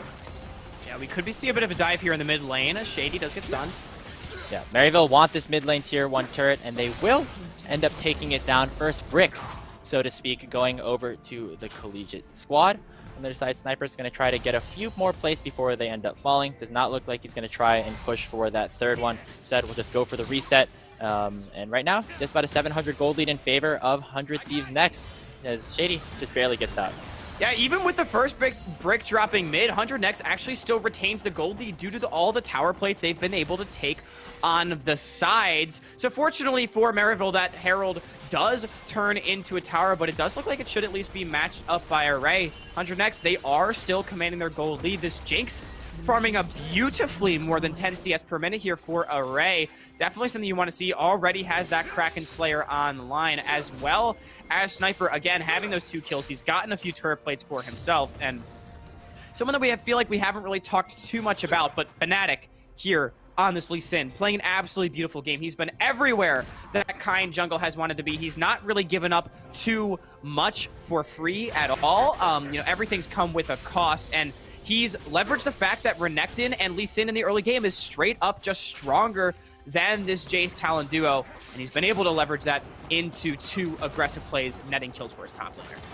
Yeah, and seems to be pretty on par in terms of itemization as well. Sword has to use that package defensively, so no crucial cooldown in that regard, able to be used for any sort of aggressive plays for 100 Thieves Next, as they will also pick up this 2nd Rift Herald up on the top side. Now, Shady looking to go aggressive here onto Dombre alongside Kind, but they might have to be a bit careful because the rest of 100X is all here and ready to collapse. Array picks up the kill onto Shady, and now the Thieves are looking for a bit more. The resets are coming through from Array, but it will not net them anymore. It's 1 quick kill over to 100 Next with Rift Herald being popped. Yeah, Talon of Rakan, they may be slippery, but not when there's a Leona just bearing down right on top of you, landing the stuns, and then the choppers come through from Array. And this hyper-scaling Jinx not only does she have more than 10 CS per minute, she's taken 2 towers and also gotten a kill just in the last few minutes. In the Herald going to complete its charge. Sniper getting solo gold on the last outer. 100X all of a sudden has cracked the map wide open and finds themselves up 2,500. Yeah, it seemed like pretty suddenly that 100X have ended up getting this sort of lead for themselves. It seemed like we were talking about how dead even the game was, how Maryville just picked up the first tower, but now, as you said, 2.5k gold lead in favor of 100 Thieves next. Not over yet. Remember, the scaling on Maryville still is definitely strong with the Jace, with the Victor damage coming through, so still a lot of League of Legends to be played. We got another dragon spawning in about 1 minute and 30 seconds, so could be the next topic of a fight. But right now, just some more farming up, just some more waiting. And right now, it's 100 Thieves that are more comfortable with that wait. Right, and you know, as we mentioned at the end of the draft, this game is mostly going to be about team fighting. Obviously, the 2,500 gold lead that 100X has makes team fighting easier, but if Maryville is able to execute, that is where the game will be won. And their composition does spike pretty hard on 1 item. Meanwhile, this Jinx's Corki want to get towards that 3 item mark, more or less. So here with Dragon spawning in a minute, could be good, but we do see a TP. Sniper coming in with a teleport, locking down Evan for just a little bit, is still so tanky up in the front line, going to dash straight into the entire Maryville lineup as he is just one huge croc looking to do so much damage. Shady is so low, not able to be taken down just yet, but Fnatic is still on the hunt. Sonic way forward, and Array will be able to pick up the kill with that rocket. A big flank coming out from 100 Thieves next as they pick up yet another kill. Yeah, beautifully done. 100 next. They don't want to let Maryville have their top tower for free in place of the dragon. They decide to contest. Teleport behind from Sniper, immediately forcing the cleanse out from Evan. Jinx Rocket just to do the damage, and look at him go. Flash, slice, dice, running down the back line, and unfortunately the sacrificial bird is this Rakan gets taken low, and Fnatic does miss the resonating strike on the crab. However, the taxi right there. Array actually managing to be the one to pick it up. Jinx is now on 2 kills, 2 items in her back pocket. Dragon is now live, and 100X has wave priority. A couple minutes ago, we did see the gold graphic here comparing the gold of all the teams. And Array had the highest income of the entire team, but you know, after that, taking down another tower by herself, taking 2 more kills. Array is just going to be absolutely unstoppable in this matchup. Full bot side priority here for 100 Thieves next as Fnatic is starting up that dragon as well. Very nice. Just start the stack for the soul, and as another tower will fall. Yeah, I mean, it's just so much gold being injected into 100X right now. Just absolutely insane how well they're rotated around the map. Maryville does eventually get the top turret. They got what they wanted, but at the expense of so much in that previous fight. Oh, Shady looking to go a bit aggressive, misses the grand entrance, and Shady is dead. There goes the rocket, and now 100X might try to go for a little bit more. Blast going out by Kind to keep himself alive. Just another one for 0. Looks like Shady got a little bit over ambitious there. Yep, Shady's stepping up without flash, and again, the pick potential of Leona, Lee Sin, Renekton just cannot be understated as the wave is insta-cleared by this Victor. Doesn't matter, they're going to tank it up, and 100X full control of the map, 3,500 gold. They are rocking and rolling through this game. I mean, Array, 3-0-0. Kraken, rapid fire, 200 farm at 19.5 minutes. This man has a lot of gold as we see a fight in the bot side. Niles has to be careful. Here comes Fnatic as well. To the skies over to General Sniper, and Shady is able to help him out as General Sniper will take his first death of the game. Kind Jungle has now arrived as well, looking to maybe make some more plays here on to Fnatic. Looks like the chase is just a little bit too good for the Lee Sin. So just 1 kill going over to Maryville, but definitely a big one with the shutdown going over. Yeah, Maryville doing a really nice job of punishing the few oversteps that 100 Next has given them. We saw the one in mid lane very early on with Dombre not having flash, managing to pick up first blood. And now just here, the entirety of 100X is reset. Sniper and Fnatic think they can one-shot Niles. However, Niles, some fancy escape work right there with the flash to get away from the crocodile. And then the teleport comes in. They take down the Croc and get a big shutdown. However, yeah, I heard your reaction. Baron has been started here. Right on spawn even. Sniper doesn't have teleport, but the Baron is about at half HP at the moment. Niles Doing a whole lot of damage with the shock blast, but it looks like try to turn. 100 next want to just turn. Donbray going forward. Array still left untouched Gonna onto the reset. backside. Niles with one more auto will fall, and the resets are coming through from Array. Sniper has arrived back from the death realm. The zap will slow down Shady a little bit more, and now it's a 4v5. 400 Thieves next, and if I'm not, I would expect them to just go right back to this objective where it all began. All brakes, no gas right now from 100 next. Their top laner gets picked without teleport. Doesn't matter. They're starting the Baron anyway. They force the fight. Niles, having just used the flash on the bottom side, does get reset upon. However, with the curtain has been called. 100X getting taken low. Kind going forward, trying to finish off some sort of kill. Donbray's so low, but he's not going to die. Sniper takes down Shady as he tries to dash forward a little bit too hard. He will fall in return as Getback picks up his second kill of the game. Rest of 100X is forced to run. Maryville playing with their range will prevent the Baron from going down. Oh, that's such a feels bad for Maryville. They do manage to pick up one, but I really thought they might be able to get more right there, and unfortunately they weren't, as the threat of the Jinx on the Baron is too much. So at the end of the day, it's just a bunch of kills straight back and forth for not much ground. Yeah, I mean, looks like Maryville tried to go for the Baron again, and then they realized, okay, this dance has gone on a little bit too long, and we need to go back to base. We need to go for the resets, and it looks like things are just going to calm down for a little bit longer, Hawk. But big kills going over to both sides, but I want to take a look at Getback for a little bit. Sitting at 2-0-0 on the Victor, still is very strong, nearing that second completed item with the Shadow Flame, I believe that is. So still going to be very strong, doing a lot of damage with that dragon spawning in about 2 minutes. Could be crucial once Getback gets just a little bit stronger. Yeah, absolutely. And if we can toggle the gold just briefly, I would like to look at the disparity between some of these carries because, as you said, 2 kills to Getback's name. Meanwhile, 4 assists for Sword and Array is looking very fed. Getback is up there in the number 3 slot. However, Array is almost 3,000 gold against ahead of everyone in the game, including his own top laner and Sniper, as we see a flash. Speaking of which, dashing straight forward in onto Niles. Look at the package coming in from Sword, splitting up the entire Maryville lineup and helping him take down Niles. Rocket coming in, will take it down. Shady and Chunk Evans really low to boot. Another kill going over to the other side as Sword will fall, but it is going to be a very, very good trade for 100 Thieves next. Evan RL is in a whole lot of trouble and will certainly die. Sniper picks up the final blow, and the fight goes to 100 next.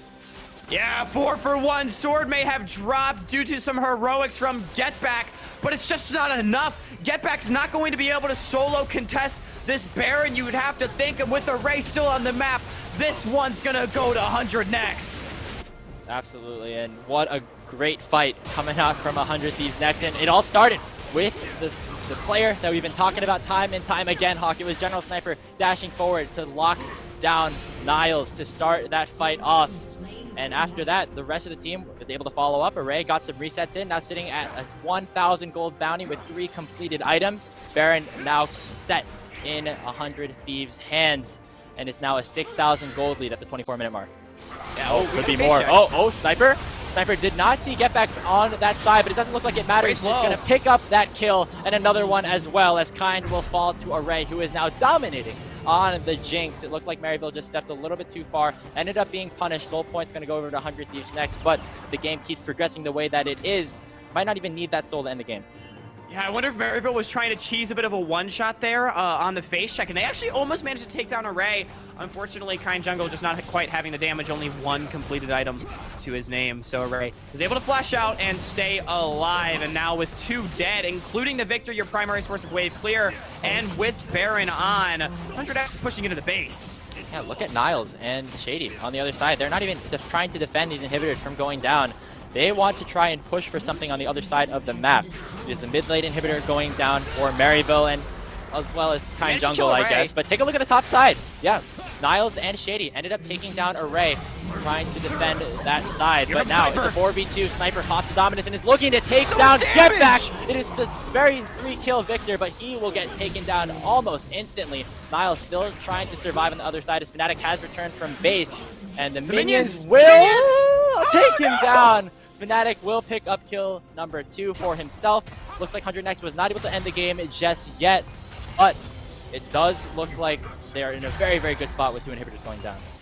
You know Fnatic's type in easy clap in all chat, but a nice commitment up here on the top side. This was the kill that was off screen. Not only do they manage to take him down and get damage in the base, but that's a 1,000 gold shutdown for your Jace. So if you want Niles to start doing some damage, that's exactly what you needed. Now 2.5 items here on the Jace, as we can see the gold lead over time. It has stalled out a bit here. 400 next, not being able to quite close out the game. However, they have been firmly in control since minute 10. 5,000 is the current lead.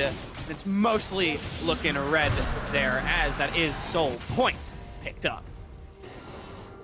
Looks like a pretty good spot here for 100 Thieves next, who have played this game very, very admirably, if I do say so myself. Seems like they knew what they wanted to do. Sure, Maryville had a couple of punches. 100 next, just punched right back and are now in a very, very solid position. 3 of their 5 players currently have shutdowns. General Sniper also tied for the most kills in the game with 6. And now, just kind of the waiting game at the moment. Baron buff is about to despawn. And it looks like after that, just might be some more targeting towards some outer objectives and maybe just waiting until another major objective will end up going down.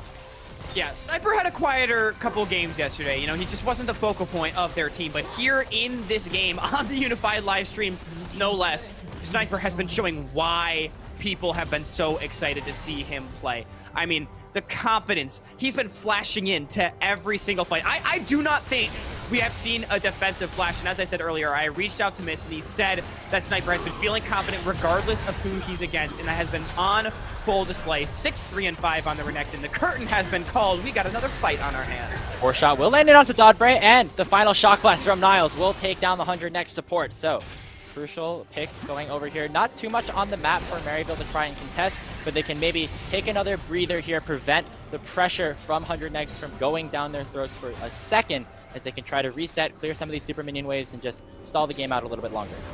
Yeah, Maryville is making 100x work for it a little bit right here. I mean, Donbray just kind of disrespecting the damage that can come through. Remember, there's still no true tank on this 100x side, so just brute forcing their way down the lane is maybe a little bit easier said than done, as Niles is able to pick up his 3rd of the game. And Maryville has actually managed to make this game the longest of 100x's tournament so far. Their second game was ended in 27. Last time as Array is going to drop. A whole lot of trouble. No flash here for Array. Niles does a whole lot of damage now, and that is a shutdown going on over the car in the jungle. Fnatic trying to defend Array will end up paying for his sins, as Niles will jump forward one more time and finish the job again. Niles has come straight back into this game after some struggles in lane and is now right back to almost an even KDA. Yeah, Array just getting caught out there on the reset. Fnatic flashing in to try to save his AD carry, but it's just a lost cause. Solar Flare does land. Will be a trade. A lot of damage. Yeah. Ends up getting locked down and taken out. So it's a 2-for-1 overall in that sense. Baron spawning in about 1 minute, so all players will be alive for that major objective. And right now, I think it's just about, picking up some extra kills. These kills are just about getting gold to, be stronger for the fight that could potentially determine the game in a couple of minutes.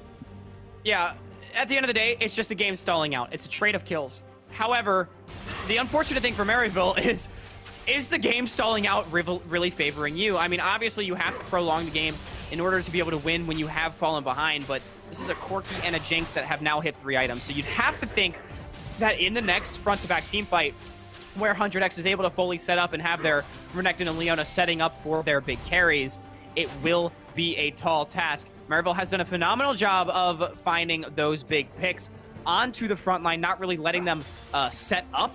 However, with the neutral objectives coming back on the map, you'd have to think that the face checks are coming, and this is where the game is very dangerous for the collegiate squad. Yeah, absolutely. And both these squads have been really good at playing around major objectives while ahead. And with 100 next being the team that is ahead, TP. They are in the right position. Baron has been spawned. 100 Thieves immediately right on the target, trying to take this down. Important to note, Sword does have that package. We saw how impactful that was in the previous fight. Get Back has to come in with a teleport, but it might just be too late. Baron is taking a 2k HP. No one is in the area to try and steal it, and that is just Baron going over. Look at the package coming in from Sword, doing a whole lot of damage, as actually Fnatic is the first one to fall in this fight. Kind Jungle will get traded out by Big Rocket, but it will be the trade back onto General Sniper, and Maryville is trying to come back. Maryville is trying to save the game. A kill going over onto Sword by Evan, and it looks like 4 dead are on the side of 100 next, while only 2 are on for Maryville. Array's the last person left, but even with that Baron buff, it looks like Maryville are going to go for the push. Maryville manages to split the fight. It doesn't matter that the Baron goes the way of 100X. Teleport into the mid lane. The death timers are long. I don't think they're long enough to end the game. However, Maryville has bought themselves a new lease on life in this game. Array completely zoned out of that fight, not able to do any damage whatsoever. The package was good, but not great. And with Fnatic dropping early, it was just all too easy. The Bastion of Collegiate is fighting back here in the mid to late game. What a game this has been. Looked like 100X had a position to try and save and try to end this game quickly, but instead Maryville trying to come back, picking up the dragon. But let's take another look at this replay. Big shock blast from Array, and then this is what happens after that. Yeah, so the Baron is focused down by 100X. The tanks go in to try to zone. However, Fnatic is not that tanky. Remember, no true tanks. And then it's the chase down. Look at Array, nowhere to be found all the way on the other side of Baron Pit. And with all the health bars so low, Sterix having already been popped on Sniper, a lot of flashes already down, Lee Sin already dead.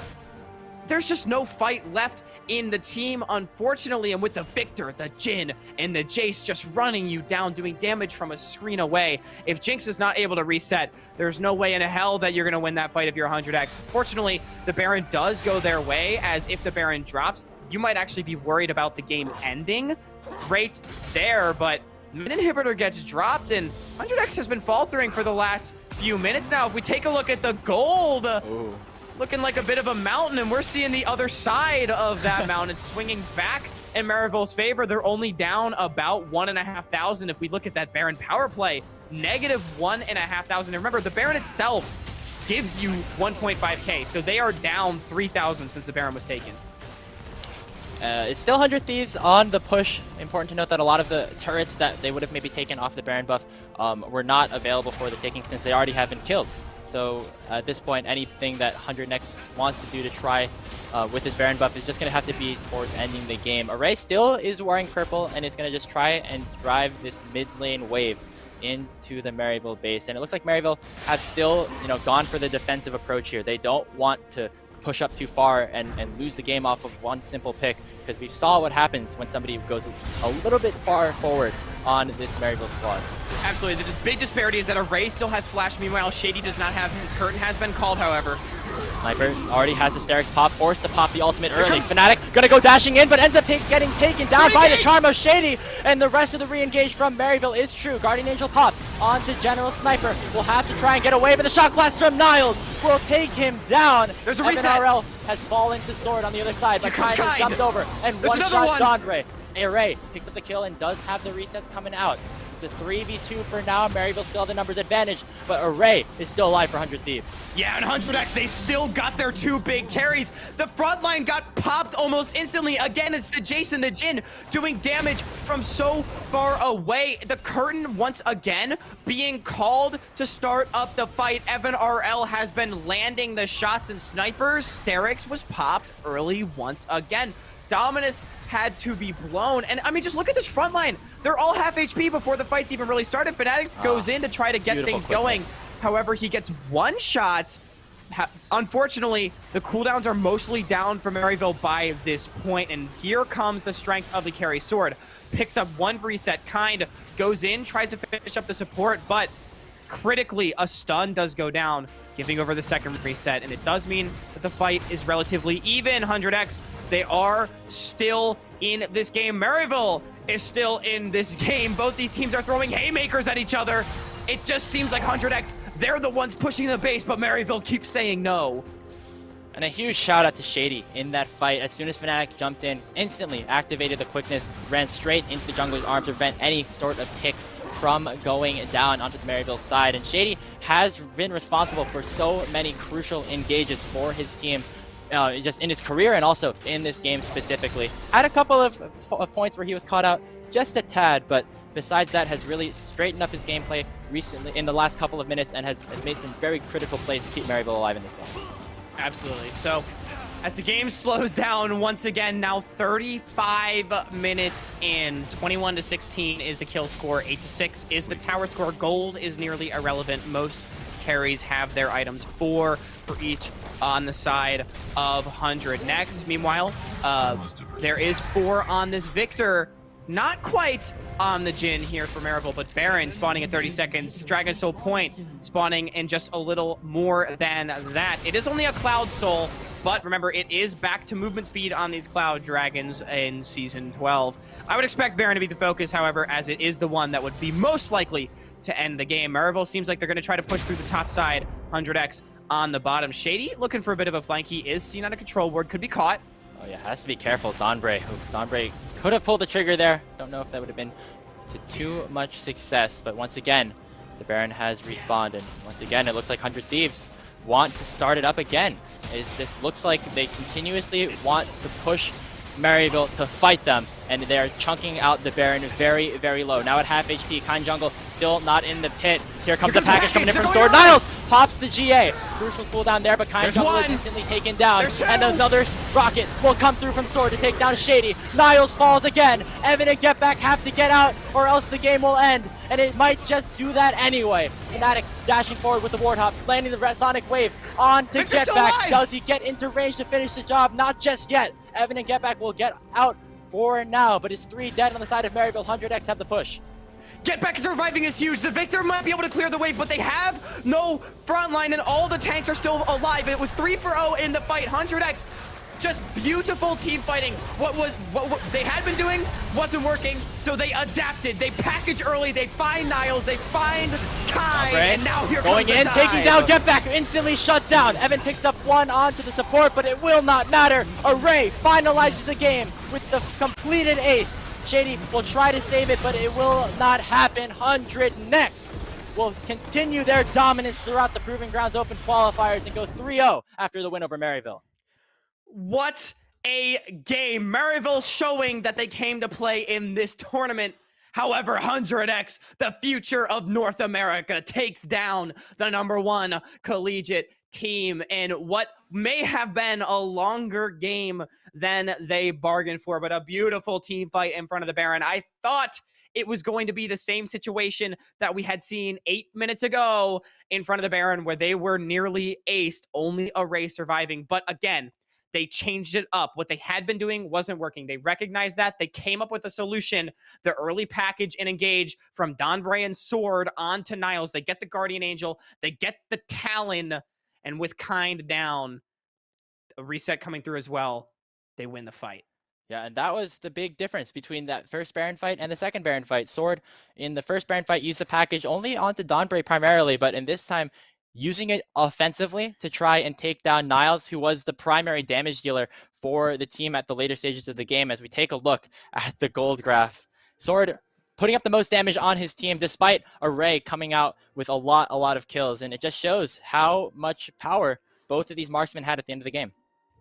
Absolutely, and it's also showing how strong Corky can be. And Sword proving why he was still in Academy mid last year. He may have role swapped to support, but you don't get to Academy for nothing, doing the most damage on his team. And Corky Jinx, I think this is something we're going to start seeing a lot, either against each other or paired with each other, because the amount of late game damage that you can get on both sides of the spectrum from these two ADCs is absolutely immense. And even though the Victor actually did the highest damage in the game, so a monster performance coming through from Get Back, just wasn't quite enough. Yeah, not enough just yet. And with that, 100 Thieves Next will officially have been qualified to the main stage of the Proving Grounds Open Qualifiers, which will be beginning tomorrow. For Maryville, they'll have to win one more game. Odds are that they will be able to, take maybe one of their next two at least against one of their future opponents in order to secure a spot in the group stage, especially after a performance like that. But either way, congratulations to 100 Thieves. Still have more games to play, obviously, but you can take a deep breath and know that you'll be playing again another day. Yeah, absolutely. In Maryville, as you said, they've got plenty of opportunities left. They came in only needing one win today in 3 games, and dropping a game to the #2 seeded team in the tournament is absolutely not a poor performance by any stretch of the imagination. And in fact, they made 100x fight for it a lot more than they had. So very nicely done to them. However, it was not quite enough. 100 Thieves are the winners in our first game after an insane game. Yeah, insane is a great word to put to that one, but we still have 2 more to play after that. We're going to take a short break. When we get back, round 4 of the Open Qualifier brackets shall begin. We'll get one of the matchups right here on Unified Live. Don't go anywhere. Hello, everyone. We are here at the start of day 2 of the Proving Grounds Circuit Qualifiers #1, Open Qualifiers. And with me here for a pre-game interview is Maryville's top laner, Niles, fresh off a 2-0 day 1. The top lane king has returned, and Niles, thanks for joining us. How are you doing today? Yeah, I'm doing great. Good to be here. Glad to be back at Maryville and playing with the boys. It's feeling good so far. Yeah, for sure. I mean, you were previously with Golden Gardens, just went back to Maryville this year. But first off, let's get a short introduction of who you are, because maybe some people haven't been following the NA scene whatsoever here. So, in one sentence, Niles, how would you describe yourself? The king of collegiate. That's me. And then I'm just the king. And took last year off to play professionally, and decided it wasn't really for me. And back at school, back to reclaim the throne.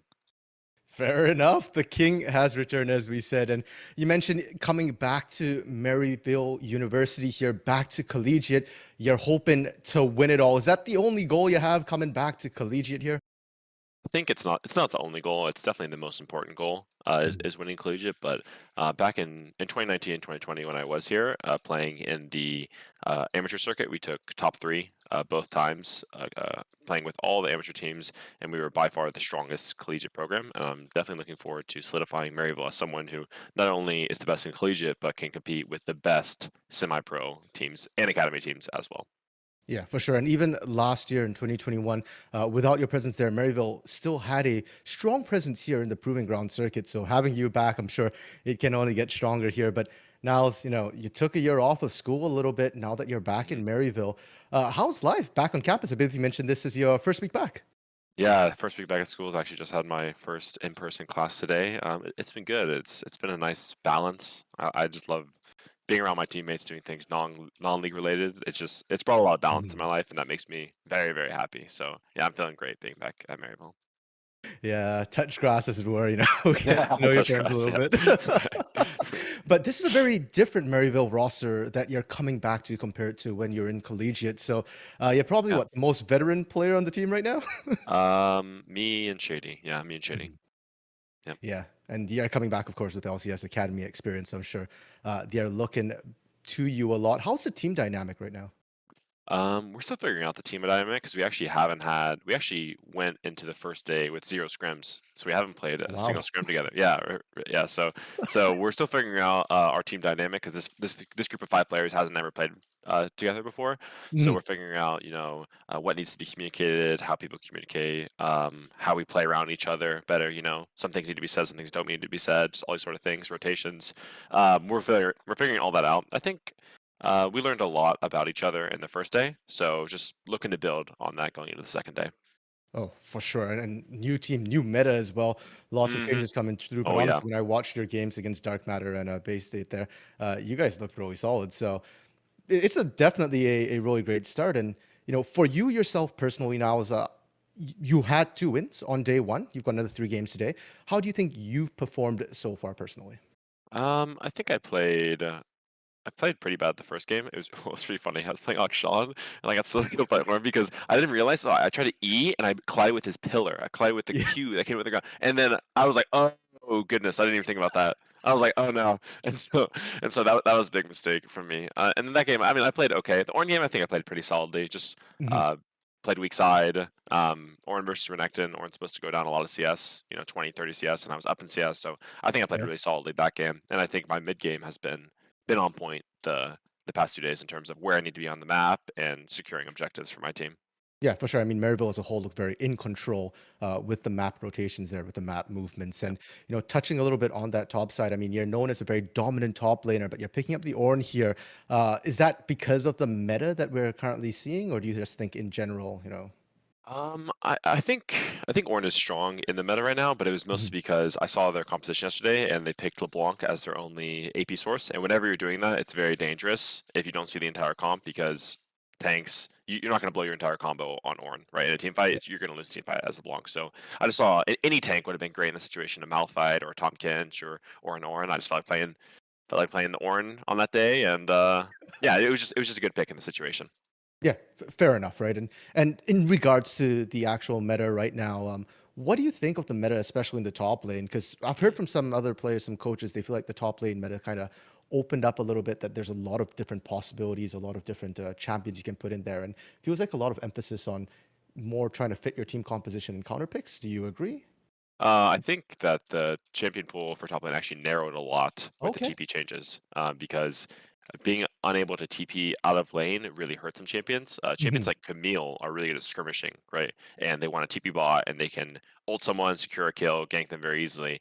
But other champions like Gangplank or Jace, they don't necessarily like to TP out of their lane. And so being forced to TP back to top lane, the more lane-centric top lane champions are stronger and they're more emphasized. Whereas the champions that want to roam, you can't really play them as well. So I would say that the top lane meta has narrowed a lot with the TP changes. Okay, interesting. So GP, that's your wheelhouse as well. So looking forward to see if we Yeah, start seeing some of that coming. we haven't gotten desperate enough to bring it out yet, but we'll see if we start dropping games, see what happens. You make it sound like you don't enjoy GP. You just play him for the wins there, the free elo. Winning's fun, you know. Definitely fair enough there. And going into day 2 here, you've got 3 more games, 2-0. You just need 1 more to secure a spot in the main event. Of course, every win counts. It gives you points. But specifically tonight, you guys are going up against 100 Thieves next year. And I'm sure you've heard the hype around that roster, specifically the top lane. One of the most hyped new amateur talents, General Sniper there. What are your thoughts on General Sniper, and how do you feel about the matchup between you and him in the top lane? I think he's pretty solid on his champions, and I think that he has the potential to be a great player. I think what he needs more than anyone is someone to tell him hard truths, and I don't know if he's getting that right now because he really needs to expand his champ pool.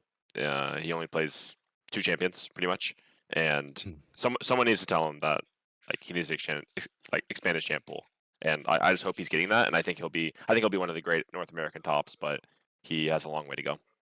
And I'm sure you're prepared to show him some hard truths tonight. And now, so I just can't help but think back I think it was 6 months ago, you did an interview with the Proving Grounds podcast, talking about small champion pools and about the fact that small champ pools don't necessarily limit you if you're really good at picking them into a whole variety of matchups here. Do you think General Sniper quite ready? How much more of a champ pool expansion do you think he's going to need here to deal with you? I think it's more so learning a mindset shift. So like for me, I was in the same situation that he was in, where I Mhm. could only play carries, I can only go forward, right? I can only do this, and adding things like Orin to my champion pool really diversified my playstyle and taught me a lot about my role in the general game as a top laner. I don't have to carry every game, so small champion pools can be effective. But what I'm saying is playing different champions actually teaches you more about top lanes, so you can apply to every champion. Does that make sense? So Mhm. that's what I'm trying to say is that you learn certain things playing Ornn or just other tanks or bruisers or yeah. Definitely. And hey, that's what amateurs for as well, right? You're new, you're learning, and eventually, maybe not this year from the sounds of it, or at least not this split, but maybe he'll come and challenge your throne Yeah, there, Niles, yeah. I think he definitely has the potential to be, like I said, one of the great North American tops. for sure. Now, moving beyond just 100 Thieves Knicks as well, there's, of course, the potential that you might be facing off against your former team there, Golden Guardians Oh Academy. yeah. Any thoughts on that? I think that'd be really fun. Just it's also funny because Tony Top is their top Yep. laner, and I was just playing. I've always had sort of like a rivalry, I guess, with him before we played in amateur, and then in academy, and I always get the best of him. So I'm really confident if I'm going versus Tony in that matchup. But it should be fun playing versus Iconic and just the boys. Yeah, sounds good. But you probably will have to win against 100 Thieves Knicks first, and it Hmm. definitely looks really cool going that way there. Hopefully undefeated, and yeah, it sounds like a plan for the open qualifiers here. Now, moving away from the more serious questions here now, is if you were stranded on an island in the middle of nowhere, which League of Legends champion would you want to be stranded with? Oh goodness, what League of Legends champion would I want to be stranded with in the middle of nowhere? Ooh, probably Nami, right? You ever seen Moana? Nami. You ever seen Yes, Moana? She yes. controls the tides, right? Nami's like the Moana of League of Legends, right? So, you know, and we get some sing-alongs going like I see what's happening here, right? You just it could be a good time if we bring Nami along. So yeah, I'll go with Nami. For sure, get you off the island as well. You know, when I had this question, I was thinking top lane's an island. So top lane Nami possibility coming in. Yeah. Hey, I'm not gonna say anything, but I'm sort of saying something. If you pick it up, I'm gonna pick it down. Okay, guys, against Maryville, ban Nami. That's apparently the secret leak here. Thanks for your time, Niles. Really appreciate the information you're giving us here. Talking about all this stuff. And last, and before we sign off here, is there anything you'd like to say or shout out to your fans and viewers watching? Just thanks for everyone cheering for me while I was at Golden Guardians and now at Maryville. I hope you can continue to cheer for us, and we'll put on a good show. Okay, thank you, Niles, and best of luck. I'm looking forward to you once more resuming your throne, Maryville, top of collegiate and challenging amateur. All right, thank you.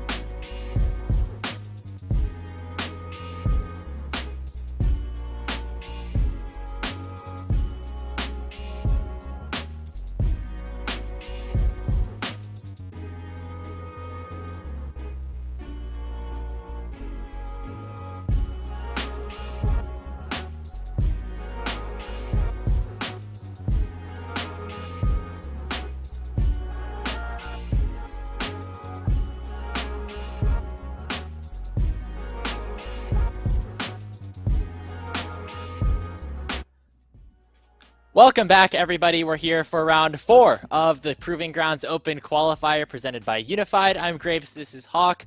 I forgot to change the signs back there. That is something that happened. But, I mean, I think it's all worth it because of the crazy game that we just had versus Maryville and 100 Thieves. But we've got another one between two other teams that are still undefeated in the bracket. Golden Guardians Academy going up against No Team. Yeah, GGA up against No Team. The Academy team versus those that have none is a very spicy matchup to continue their quest into being undefeated. And hey, don't forget to check out over on Unified 2. We've got 100 next, who we just saw on this channel, up against Immortals AOE for the other undefeated spot. So definitely some very exciting matchups to be catching in this time slot. You do not want to be missing them. And Graves, like you said, this matchup is going to be so incredibly exciting. No Team just pulled off the upset on a wild card. I believe this is one of the first times that we are seeing Golden Guardians Academy on stream as well, as they will be going up against No Team, the team that, as you said, Hawk, took down Wildcard in what some could consider an upset when you take a look at the seeding of those teams. And I think the game ended rather quickly. I think No Team just decided to pick a sort of early game composition, and they really ended up rolling with it and taking that early dub. And we'll see if that same kind of strategy will work out for them as they go up against maybe a bit of a higher regarded team in GGA. Yeah, GGA, definitely no slouch of an opponent. Not that Wildcard is, but this is the full-on Academy team, #1 seed for the tournament, and it's easy to see why.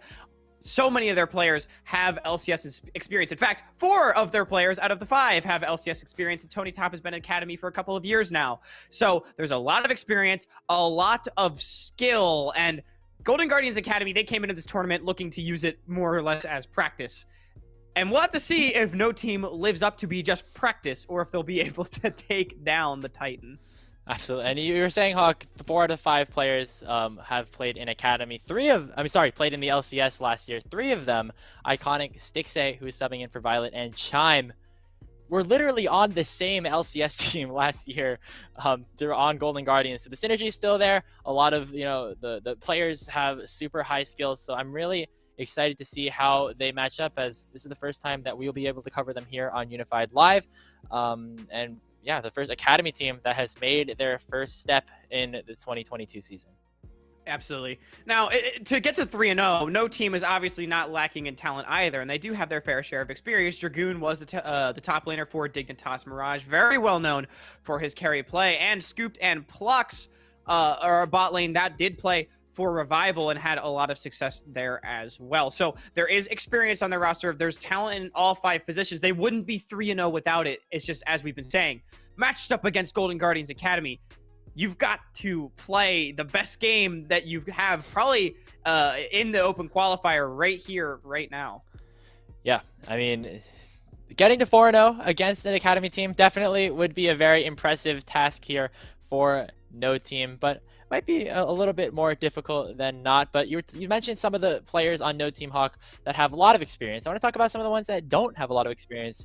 We had General Sniper in that last game for 100 Thieves next, who's 15 years old. There's another 15-year-old on No Team, and his name is Griffin, the jungler for this squad. A very, very talented young player, has been known for, hitting Challenger when he was very little, starting at the age of 8 on a little laptop or something. So the growth of him has been really amazing, and seeing him finally as well entering this amateur space is very, very exciting for North America.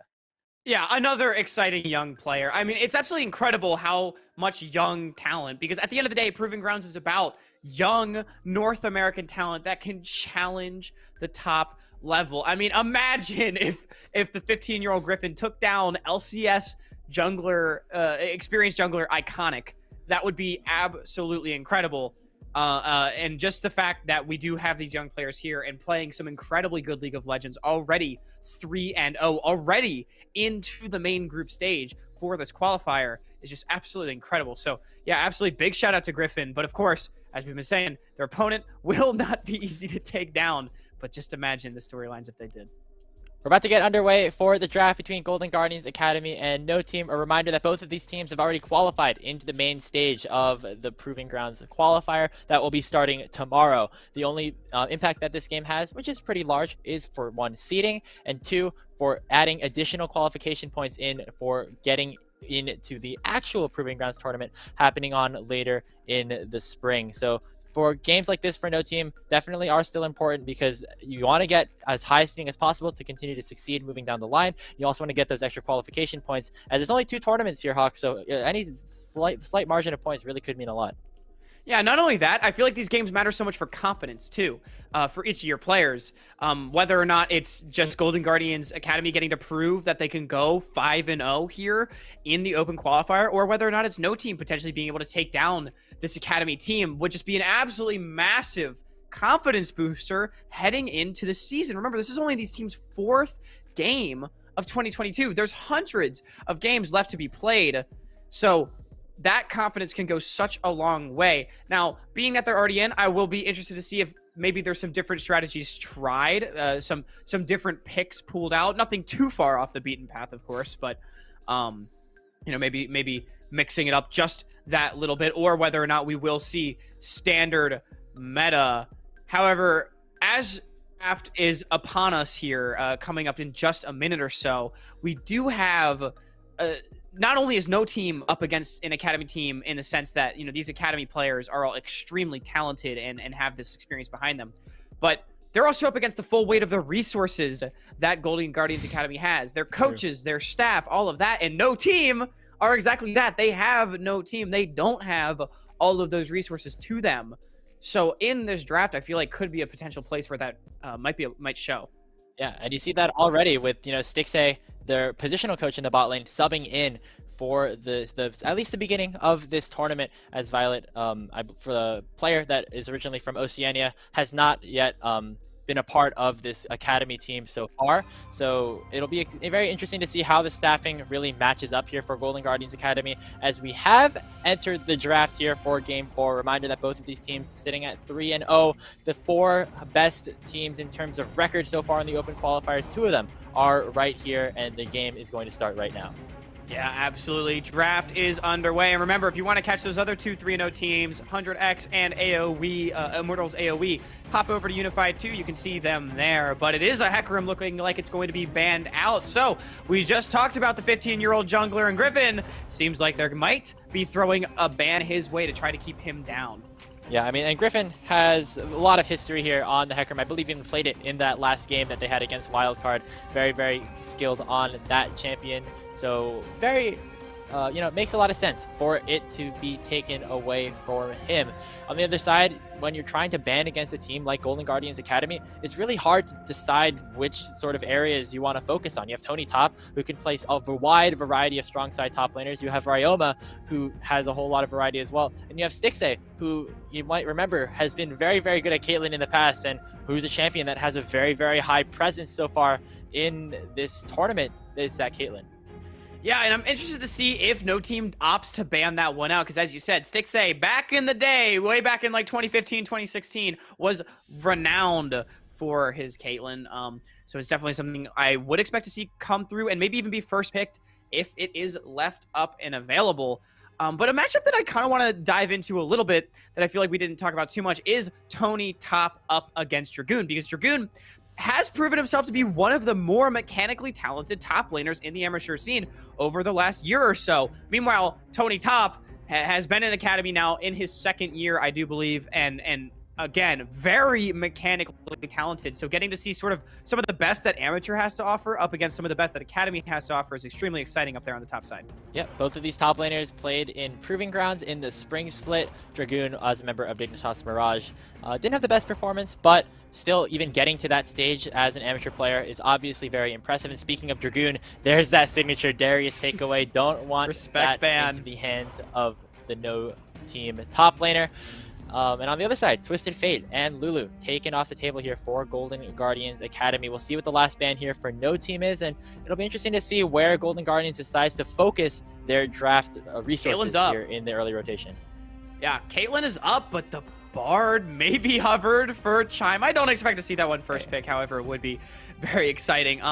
Yeah, Caitlyn being hovered right there, but very respectful bans coming through from Golden Guardians Academy, and I like this a lot. The Hecarim, the LeBlanc, the Darius, just sort of taking off some of these signature playmakers that could really have a big impact on the game and potentially get out of control here if no team was given them, as it is actually the Thresh locked in. So Caitlyn not going to be banned out on the red side, not going to be first picked, and instead it seems that Golden Guardians Academy has their priority on the support. Yeah, Caitlyn typically has been, you know, kind of associated with things like the Lux and the Morgana when you think about where she fits in a sort of team composition. So seeing it with the Lux already taken away isn't necessarily the most surprising thing. You don't want to see that Caitlyn locked in early, but still, it is Stixxay, it is Caitlyn, so always a topic to bring up in that regard. On the other side, no team going to be locking in that Jinx early on for Scooped, and Fry4 might get his hands on that Karma as well. Yeah, Karma coming through as the response into the Thresh. This is definitely a very strong lane. Actually, probably enough to beat Caitlyn Thresh, which is why the Thresh first pick is actually so curious to me. We might see Caitlyn fall through pick ban for, it's not happened very much this tournament. I don't know the exact number, but it has not happened too frequently. So very interesting draft so far, but Jinx and Karma, as I said, is a very strong lane phase, and it will be the Xin Zhao. It has been a standard jungle pick.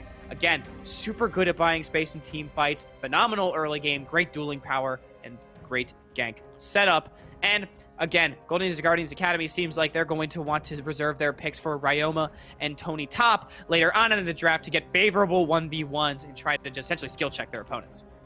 Yep, that Xin Zhao getting locked in alongside Stixxay on the Aphelios to match alongside that Thresh. So another traditional bot lane that you often see being locked in here as Golden Guardians Academy has finished off their first rotation. Lee Sin going to be the pickup here for Griffin. And we're talking about young prodigy junglers in this earlier discussion before the draft began. And having this Lee Sin, a champion that can provide so much impact if played correctly, is going to be really fun to see. Yeah, a pretty standard pick into the Xin Zhao. We've been seeing these traded back and forth a lot in the tournament, and like you said, not only is their playmaking ability in the sense that Lee's extremely good early game, but hey, we saw one highlight reel insect yesterday. We could see it again if Griffin so chooses up against that immobile Aphelios there onto Stixxay. Very interesting seeing the Aphelios Thresh beat the priority for Golden Guardians. Aphelios in this current meta, I feel like, is almost sort of a poor man's Jinx. It just does something similar, but a little bit worse than the Jinx. Now, it is still a very good champion. It's extremely good at team fighting, and Thresh with the Aphelios is a very traditional, very strong bot lane, as you did say, Grapes. However, I'm not seeing Caitlyn taken at all in this draft. It's just a very interesting observation, as we do see the second round of bans, lots of mid lane focus with the set getting taken away as well, more respect bans towards Dragoon. Yep, and with both solo laners for both squads still left to be selected, targeting those champions in that second ban phase, definitely a good choice. But what is still up and available is this Victor for Blaze. Victor has been a champion that we've seen a lot in the open qualifiers so far. It seems to be that champion that people don't want to ban away, but will still end up going through in a draft. Yeah, Victor's just generally very strong. It provides an incredible amount of teamfight damage in a very safe laning phase with great wave pressure. And paired up with the Karma and the Jinx, that's two strong, long-range backline carries being protected by those shields. Orianna actually going to be the response into the Victor. Not something we've been seeing too much, I feel like, in preseason and Season 12.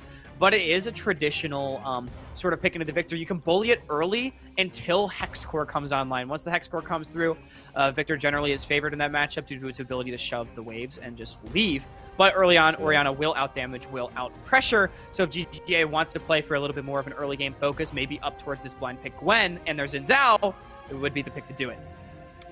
I saw the Jax, and I was like, Tony, you got to do it. But instead, will be the Gwen here for Tony Top. Another very, very strong champion here for the top laner here for Golden Guardians Academy. Jax normally more of a counter pick in this meta, but Dragoon will be locking in his signature Gangplank to go match up against this Gwen. It's a matchup that I feel like me and Hawk, we've seen in a lot of the in-houses recently, and two very strong top laners that it's not really sure which one really goes up on top. Yeah, I've seen a lot of Gangplank picked into Gwen, and I gotta be honest, I'm not really sold, like you said, in the in-houses. We actually saw Gwen manhandle this matchup. I believe it was Anime Girl up against Dragoon. Of course, Anime Girl is not in this game, but Tony Top might even be a better top laner, and it's most certainly a skill matchup. Gangplank is picked to scale in this matchup. You try to neutralize on the wave and then use your Cannon Barrage to have global presence. But if Gwen is able to play the matchup aggressively, especially with something like a Xin Zhao, if he gets ahead in the jungle up against this Lee Sin, you have to be very careful in this matchup if you are Dragoon. Of course, the Gangplank is quite a comfort pick for this player, so not entirely surprising in that sense to see it come out here in the R5 slot. You mentioned scaling, Hawk. There's a whole lot of it for both of these teams as we have rounded out the drafts, getting ready to jump into this 4th round of the Open Qualifier. But the junglers are definitely more early game focused. You have Iconic on the Xin Zhao. You have Griffin on the Lee Sin. Both of these junglers are going to have to make some sort of impact early on to try and do something, because once the scaling comes in, it's not going to be as important for them to do a lot of damage. Absolutely. Yeah, I feel like for the first 15 minutes of the game, we're going to be watching the junglers. And more specifically, I'm looking at Golden Guardians Academy to actually build a lead for themselves, play around this Gwen on the top side. Like I said, Orianna should have shove pre-Hex Core, which usually comes through at around 10-ish minutes for the victor. So you've got that amount of time where you should have mid priority. You've got the Xin Zhao, who generally is favored 1v1 up against the Lee Sin. And this Gwen that, as we mentioned, could do well into this Gangplank early on. So I'm really looking towards the top side of the map. If Golden Guardians Academy is able to get ahead, that could break the game wide open. But just as the story was last game, I feel like team fights will be where it is really decided. Yeah, and there was a lot of explosive team fights in that last game, to say the least. Hope we see some more here in this one, Hawk. But just taking another step back before we load on to the Rift, this is Golden Guardians Academy going up against No Team. And this, I mean, when you take a look at the teams that are playing against it, just the names of the teams, definitely seems like one of these organizations is favored over the other. But I mean, both of these teams have gotten this far, and we saw some really great things from No Team in our last matchup going up against Wildcard. So would be really excited to see how they continue to perform. Scoops had a great game on the Jinx in last game. So just one more level of comfort there as we have loaded on to the Rift finally. Golden Guardians Academy will be on your blue side. No Team will be on your red side. One of these teams will be walking away from this matchup with that 4-0 record. Can the teamless take down the pros? That is the question that will be answered in about a half hour. If you do stick around, No Team looks like they're going for a bit of a 5-stack on the bottom side. It's a bit scary. We've seen a lot of 5 stacks in the bottom lane so far in this event. Walking forward a little bit more is No Team. They will get spotted out by the ball coming out from Ryoma. Quick update looking around the names. Jashuka will be referring to as Freya, formerly known as Plux, down in the bottom side. And on the other side for Golden Guardians Academy, TFT Couch is Iconic. Yep, and the 5-stack was a little tense. We saw the Orianna ball in the bush. No one died, not like the first game that we had yesterday. And another interesting thing to note about that play is that actually Iconic went up to the top side there and put down a ward. It was a solo mission. It was 4v5 down there on the bottom side, but not really too much coming of it. Not much just yet, and it looks like both the junglers will be starting up towards the top side, focusing on those pivotal bottom lanes. Interestingly enough, though, yeah, look at Scoop. Scoop to use Cleanse, yeah, under tower. Almost missed that one, but so that is a cooldown that won't be available. Now, Golden Guardians does not know that is down, but this could be pivotal early on. Does not look like that'll curb their aggression, though, as they are postured forward in this push. Yeah, going for a bit of a bluff, so to speak, I think, is this double range matchup here of Scoop and Freya. You'll get the early push, I think, to start off, but we'll see what happens after that with the Summoner Spell advantage. Nice chunk on to Tony Top by Dragoon to start that lane off. Just a whole lot of trading back and forth to start this. Yeah, the biggest thing in this matchup is Dragoon should be able to control the wave early on here up against this Gwen. Pre-6, but once level 6 comes through, the big-time combat ultimate there of the Gwen will start to tip the matchup in her favor, as Dragoon will likely be holding onto the Cannon Barrage A, because it has a much longer cooldown, and B, to use it globally. Both junglers are pathing down here towards the bottom side, and also both skipped camps in their clear, so they are onto their second buffs after doing just 2, so something to keep note of. We might see some early action down here, especially with the health bars and heavy trading being low that we saw down there in the bottom lane. Yeah, trading in the mid lane as well. Look at that. Blaze taken down to about 30% HP from Ryoma's Orianna. Ryoma, a player that, you know, has garnered a decent amount of criticism back in the past, but showed last split why he is still one of the top mid laners that we have here in North America. Winning Proving Grounds with the 100 Thieves Academy, has moved over to GGA for a bit of a fresh start. Right now, looking pretty good with that 5 CS lead. Now, looks like Iconic has made his way down to the bottom side, finishing off that Krug camp and maybe looking for a potential play. Yeah, both junglers are converging. However, it is Griffin that is actually pathing potentially back up towards the bottom side, but no, he's just going to do his wolves and walk into the river. He has bot lane priority for this. Iconic is still hanging around for a gank. They really want this one. A lot of time being wasted. Oh, that's a hook going in onto Chime. Freya knows that he's dead. First blood going over to Stixay. Yeah, Freya just getting hooked up under tower there. I mean, a pretty costly mistake. You'd have to think it nicely done there by Chime. Blaze now getting traded on his junglers here. Yeah, nice safeguard out from Griffin, who's going to try to look to trade here onto Ryoma. Just a nice set of engages by the jungler from No Team to prevent his mid laner from falling. Priority still in the mid lane now for Golden Guardians Academy, as you'll see.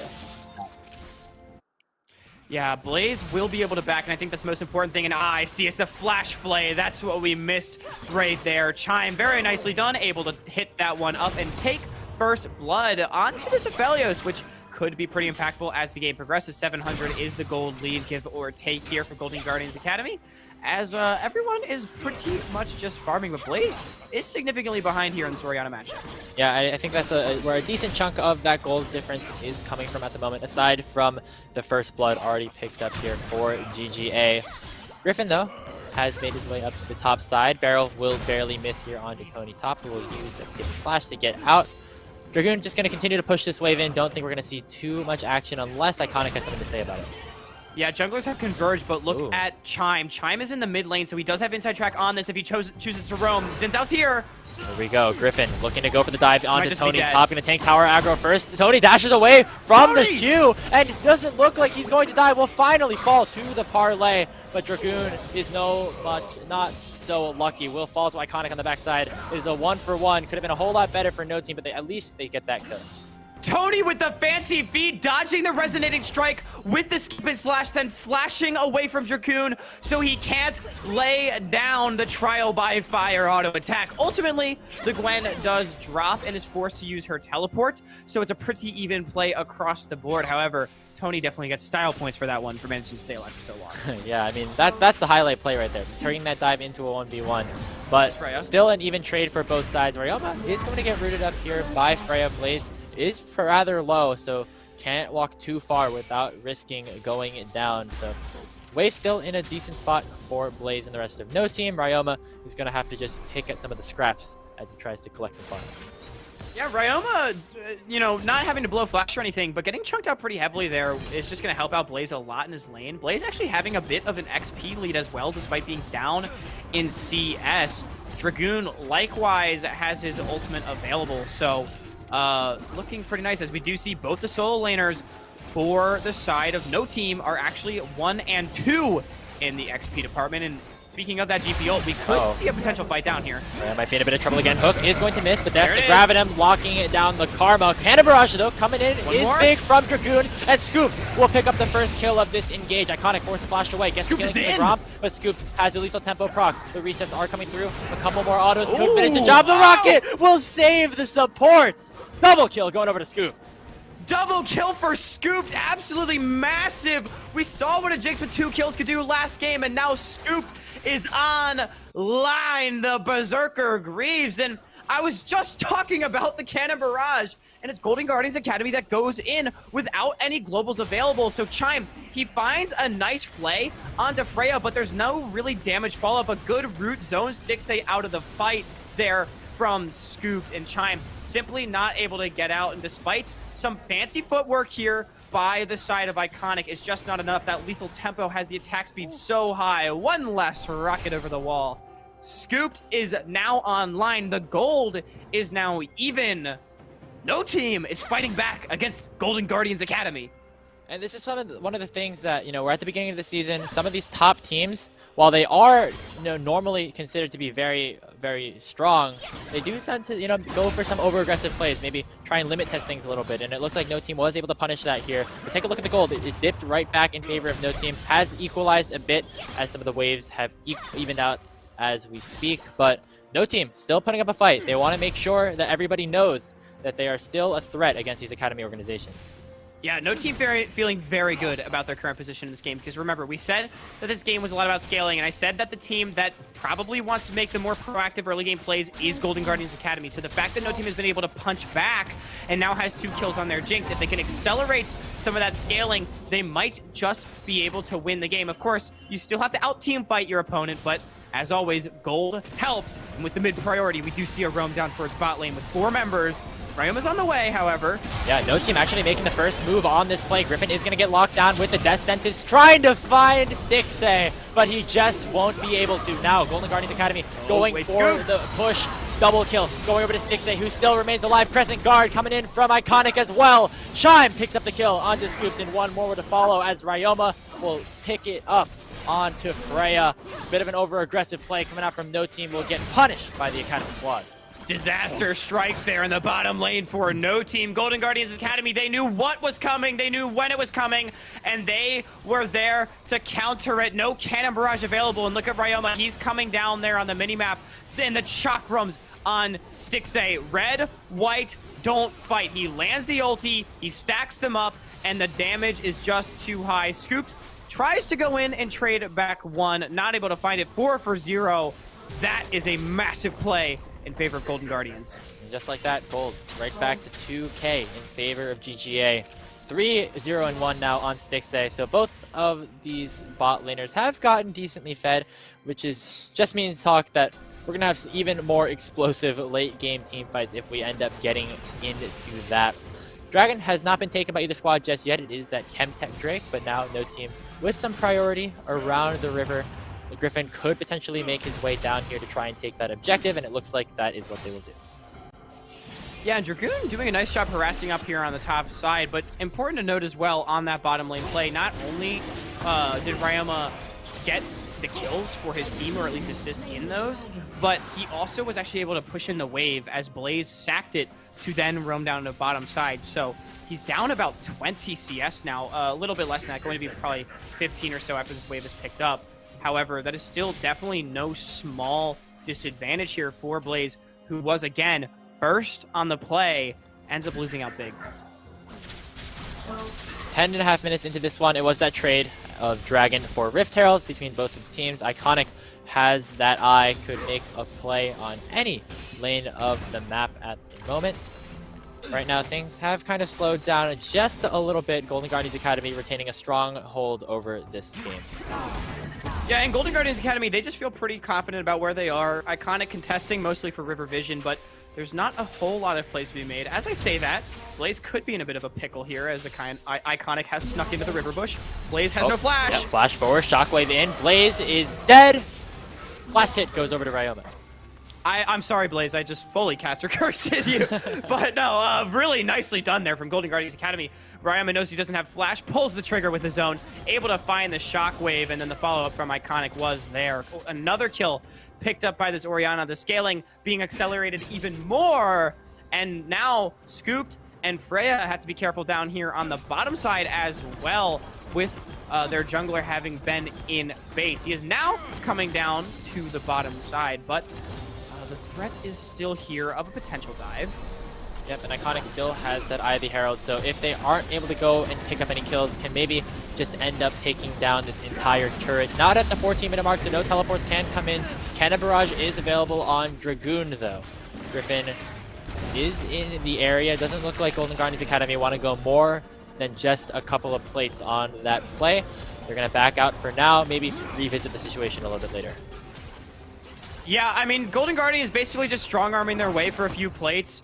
It's gold into the back pocket of Eurofelios, so Nothing wrong with that play, really. Maybe goading No Team into a potential overcommit. However, it could have been dangerous had a fight broken out with the cannon barrage, as you mentioned, being available. And no unleashed teleport for Tony Top means that Dragoon could have potentially teleported to his own tower to join the fight a lot sooner. Either way, both the teams will just go back to farming, but the gold has ballooned to about 2,500 in favor of Golden Guardians Academy thanks to the kills, the tower plates, and the farm. It just seems like it slowly but surely keeps going up here, Hawk. And if we take a look at the gold, that's where Golden Guardians Academy want to have their resources in. Stixxay and Ryoma leading the charge in the resource department, and they are definitely going to be very, very big damage dealers as the game progresses, and even right now. Yeah, Blaze all the way down there too. Look at that, only 4,000 to his name. He's about caster math. About 1,200 behind his opposite number. Number one that goal. Is a lot of gold to be down. Basically, you know, Ryoma's feeling very good about where he is in this game. And not only that, but he's only ahead of both the supports and his own jungler. So Blaze being kept down pretty heavily in this game. That could be critical later on, because remember, we keep talking about it. Accelerating the scaling. Right now, Golden Guardians is accelerated, and Scooped is feeling pretty good about where he is. Blaze is not. So if, you know, this Jinx is the only one doing the damage in these mid-game team fights, it's going to be extremely difficult. Yeah, I mean, one carry is better than two, as Tony Top has to just get away from that with the hollowed mist.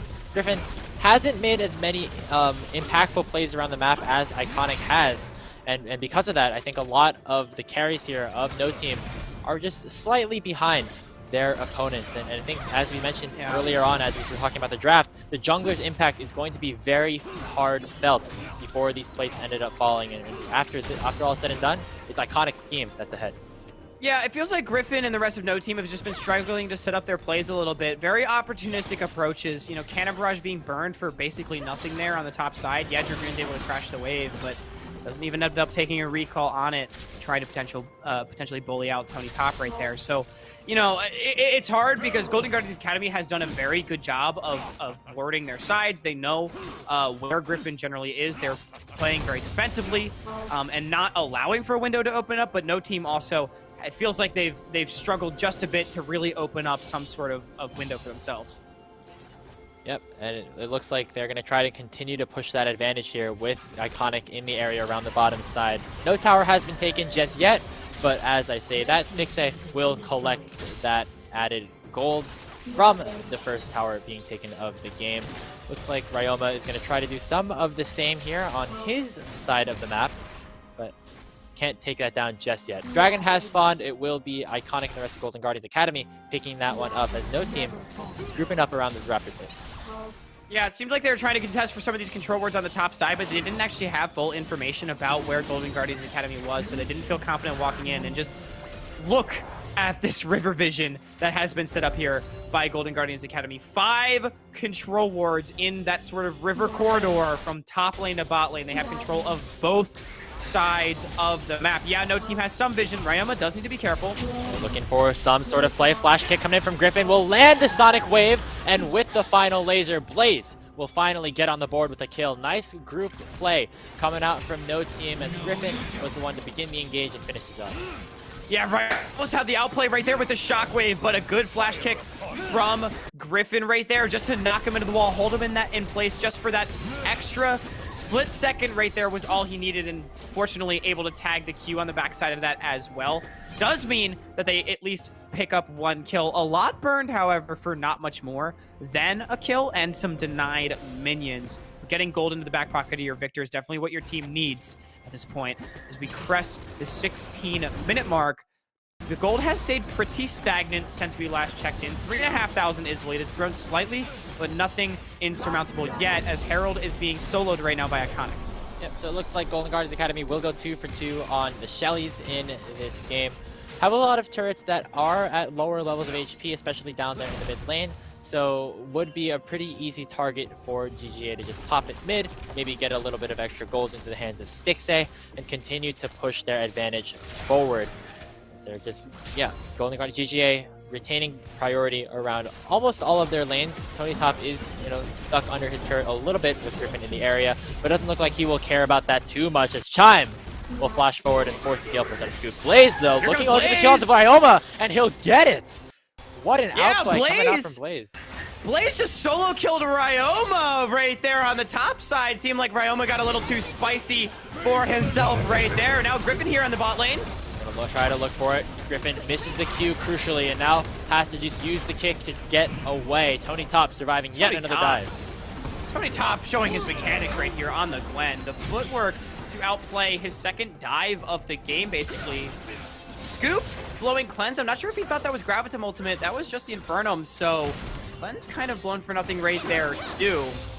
And it's just going to be a recall coming through here from No Team as we are going to take another look. Ryoma goes in, tries, I assume, to use the Shockwave, but it is the Flash. No, he does get hit. Flash forward after, into the Gravity Well. Chaos Storm, dead. Ryoma, yeah, just too far forward. Thought he was a little bit stronger than he was. That was a Luden's Victor, and Luden's Victor does a lot of damage, so nicely done right there by Blaze to keep himself in the game. Yeah, and as you said, very, very big kill going over to Blaze. As he was the one who was the farthest behind his opponent last time we checked the gold. But if we can take a look again, I believe those 2 kills that this Victor ended up collecting definitely had some sort of impact. Yeah, he went from, absolutely. I think, 8th up to 4th in that category. Ryoma still up by about a kill's worth, but definitely a better place for Blaze to be in at this stage in the game. Yeah, and look at top lane. Dragoon is actually up big time right now on Tony Top. The 3 carries right now for No Team are actually doing a decent job of coming online. Yes, Stixxay and Ryoma have a lot of gold. In particular, Stixxay is nearly 1,000 gold ahead of everybody else in the game. But the fact that the carries for No Team are at least still relevant means that, you know, you're not out in these team fights. You just have to be extra careful of the damage that this Aphelios and Orianna will be doing. I mean, Stixxay has 2 items already pre-20 minutes. He does have the Collector. I know LS is probably sighing at this one, but no tanks for No Team means that I think it's good. So, and it definitely means that Stixxay is strong.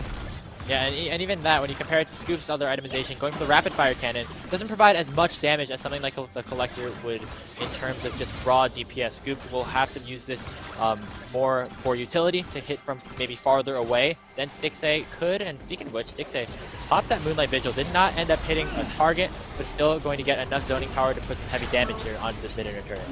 Yeah, Golden Guardians is just doing a beautiful job throwing their pressure around the map. They're rotating from one lane to another, just pushing them in. And again, the Moonlight Vigil may have gone wide, but it was just to buy space to step up and hit that tower because No Team is constantly at threat of getting dove. Griffin is going in, kick flash! Kick flash straight in. Iconic is right at the middle of the enemy team, but take a look at Crescent Guard buying so much time, and now it's Tony Top actually getting the first kill onto the junglers. 3 kills though, going over to No Team as Blaze has popped off on the backside. 3-man Shockwave coming into Ryoma, but it's only to peel. Could have been a whole lot worse if that ability did not land. No Team getting a 3 for 2 in that engage. 3 for 2, like you said. No Team actually managing to come out on top thanks to the teleport from Blaze. Ryoma might be feeling a bit of a fight. Remember, this is the 2 big carries for Golden Guardians Academy still alive. The 3v2 at the moment, but Stixxay and Ryoma, they've got the wallets, they've got the resources, and Freya has to run away. They do end up getting the dragon. Scoop does have the reset, and looks like Golden Guardians Academy still on the chase a little bit. Red and green guns here for Stixxay. TP means way that back there's in no the CC wolves just yet. But gotta keep watching out for this. See Tony Top going for the teleport on the backside, looking to try and cut off the rest of the members of No Team. Griffin tried his best to delay the Gwen as much as possible, and it looks like he did his job well. Everybody on No Team escapes with the dragon in their hand. All right, yeah, No Team, they managed to get away with it. Golden Guardians Academy, that was Tony Top's teleport and ghost all the way back in the wolves. I got a little hype right there, but it doesn't really amount to anything. And No Team, they've bought themselves a new lease on life in this game, and not only have they gotten gold into their pockets, not only have they gotten their second dragon into the game, but I think that's a big confidence booster. They were sacking so much to the pressure that was being put down by Golden Guardians Academy as we see a fight. Griffin might have stepped a little bit too far forward. The hook would land in from Chime. Chaos Storm coming in from Blaze, and Stixxay is down! He's deleted! Absolutely popping off, nearly one-shotting the bottom lane of GGA as Scoop lands the final rocket in to seal the deal. Man, Blaze on the anime redemption arc in this game, we were saying that he was poor. Now he's coming in one-shotting enemy ADC. No Team is not done. Baron on the map. Stixxay still down for 20 seconds. Ryoma and Tony Top are still alive, but this is 5v3. Baron has been started. Remember, 6A, one of the big carries here for Golden Guardians Academy in terms of that gold. Baron taking down to about 7,000 HP. It seems like no team don't want to actually finish it. They just want to fight. They're going to lock up Iconic, take him down. Big shockwave on the other side from Ryoma will almost get scooped out of the fight. But here comes Dragoon. Has the barrels and has the parlay. Will eat an orange to stay alive. And as Chime and Stixay respawn, no team will escape with their lives, but without the Baron. On the other side, though, look at Blaze. Can he get enough damage to take down Tony Top? Not just yet. With his Victor talk, Blaze is he's getting there. He's scaling. Yeah, can we get the gold again? I need a gold check for Blaze because this man is doing damage. Shadow Flame Ludens, and he's getting closer. Almost he's only 6A. 200 gold behind Ryoma. He's hot on their heels. Stixay disappeared right there. Blaze became a magician on the Victor, and again, in the previous team fight down in the bottom side, it was Blaze on the teleport that one-shot 2 and pretty much won the fight for his team. And again, I was talking about confidence for No Team because I feel like these one-team fights, more than anything, have shown No Team that they can outplay these guys, you know? You don't have to be afraid of Golden Guardians Academy in the team fights. You've just won 2 in a row. So, and now that your items are coming online, now that your Victor and your Jinx are fast approaching 3 items, their scaling is here. The team fights are all that matters, and if you continue to execute, you might just be able to win this game. It's a true American dream here for No Team Hawk. They started off with nothing, without even an organization. But here they are. They fight here with the power of friendship and are here to, almost, pack a punch here against one of the best teams that we have here at this tournament. One of the teams that they will later be focusing on if they end up qualifying towards Proving Grounds. And they're just, still not going down without a fight. Their main carries are fed, and they have the capabilities to potentially pull off a major upset. Yeah, and remember, Golden Guardians Academy is by far the favorite team to win this tournament. They're the only Academy team in the tournament. They're #1 seed. They were coming here, to get good practice against the best that Amateur has to offer. And right now, No Team is looking like they actually might be able to win this game. Of course, there is still plenty of League of Legends left to play. They're actually still down in gold. But the game is close. Anyone can take it from this point. As I said, it's just going to come down to the execution in the team fights. So this performance from No Team is extremely admirable, and the fact that they are giving Golden Guardians Academy a run for their money is absolutely monumental, I feel like, for the amateur scene. Definitely, and this is kind of the story of Amateur. You have these teams put together at almost last second. I don't think a lot of these teams have even had time to scrim very much, but here they are, just showing their stuff and almost taking some big fights against some of the big Academy teams. But as we say that, a fight could potentially be on the horizon. Tony Top and Dragoon are going to be the ones to start it off. The teleport was coming in from Ryoma. Dragoon is actually just losing out on the 1v1. Might not even need the help of the enemy mid laner is Tony Top. Over to the other side, No Team saw the resources that GGA put towards bottom lane. They head up to the top lane objective with the Baron Nash with 6,000 HP. Yeah, 6A doesn't have great guns for this one. Severum Gravitum is not exactly the best. Root only lands on 1. Karma will die. Freya will be the sacrificial Karma, but look at Iconic. We're going to go with the Flash Crescent Guard, knocking in 3. Griffin will be the one to secure the Baron, but now Scoop is very out of position. A double kill going over to Stixay. No Team lose 3 in the engage, but at least they're wearing purple.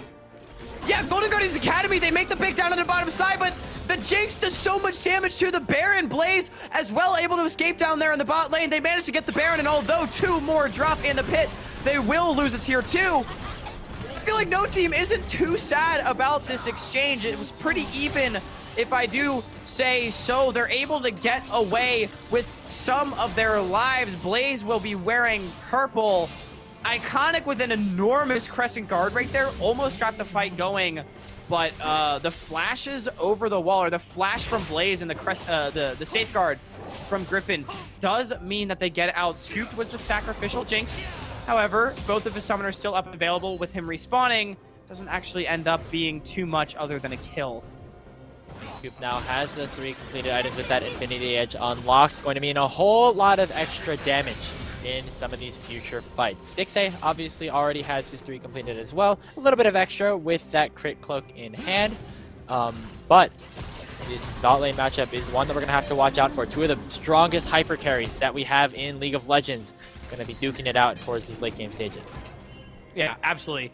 Remember, I said that Aphelios sometimes feels like a poor man's Jinx. Jinx, in the current meta, is generally considered stronger in these later game team fights, but Aphelios can still do a hell of a lot of damage if he's given the capability, and we know how good Stixxay can be as another hook lands on a Karma, but no, Freya will just be able to walk out. That was half of their health from like 3 screens away, coming out from Stixxay. He followed up that engage just a little bit, and that's the power of some of this Aphelios damage. When you have this green gun, just continue to rain in damage from very far away at a safe distance. But because of the Baron buff in the hands of No Team, doesn't look like they're going to be able to crack the base open at least another minute. Yeah, Scooped and Stixxay both on 3 items. Ryoma and Blaze getting very close to it. Not quite there. Meanwhile, the top laners also rapidly approaching their 3-item spikes. Pretty big item disparity actually in the junglers, but it's even almost everywhere else. No Team is down about 4,500 gold, but it doesn't really feel like the gold is mattering too much. As look at that, Rabadon's death cap. Blaze has a hat, and Ryoma is forced off the bottom wave. Just continuing to use these Baron up minions for as long as they possibly can. Just stalling out the game longer and longer, allowing for Blaze to finish up the death cap, allowing for Scoop to continue to farm up on the Jinx. Even Dragoon has nearly completed his 3rd item of the game as well with that collector. So for the side of No Team, if they get a good set of engages, could work out. The Baron power play was not as well as No Team might have wanted, ending at about -500 or so. But considering the position that they're in this game, definitely not something to be ashamed of. I think that still denying the Baron is the important thing that came out of that. Oh, Stixxay forced to Gale Force. Griffin. Wow. And Flash for nothing. Yeah, that was a lot of cooldowns used there. But Griffin is going to get away. Looks like no set of re-engages will happen there for GGA. But if you're Griffin, you got to keep your mind on those crucial cooldowns that Stixxay just used. Dragon isn't spawning for another 2 minutes or so, but if you can find Stixxay out, maybe picked off a little bit, Griffin does have that flash, so have to watch out.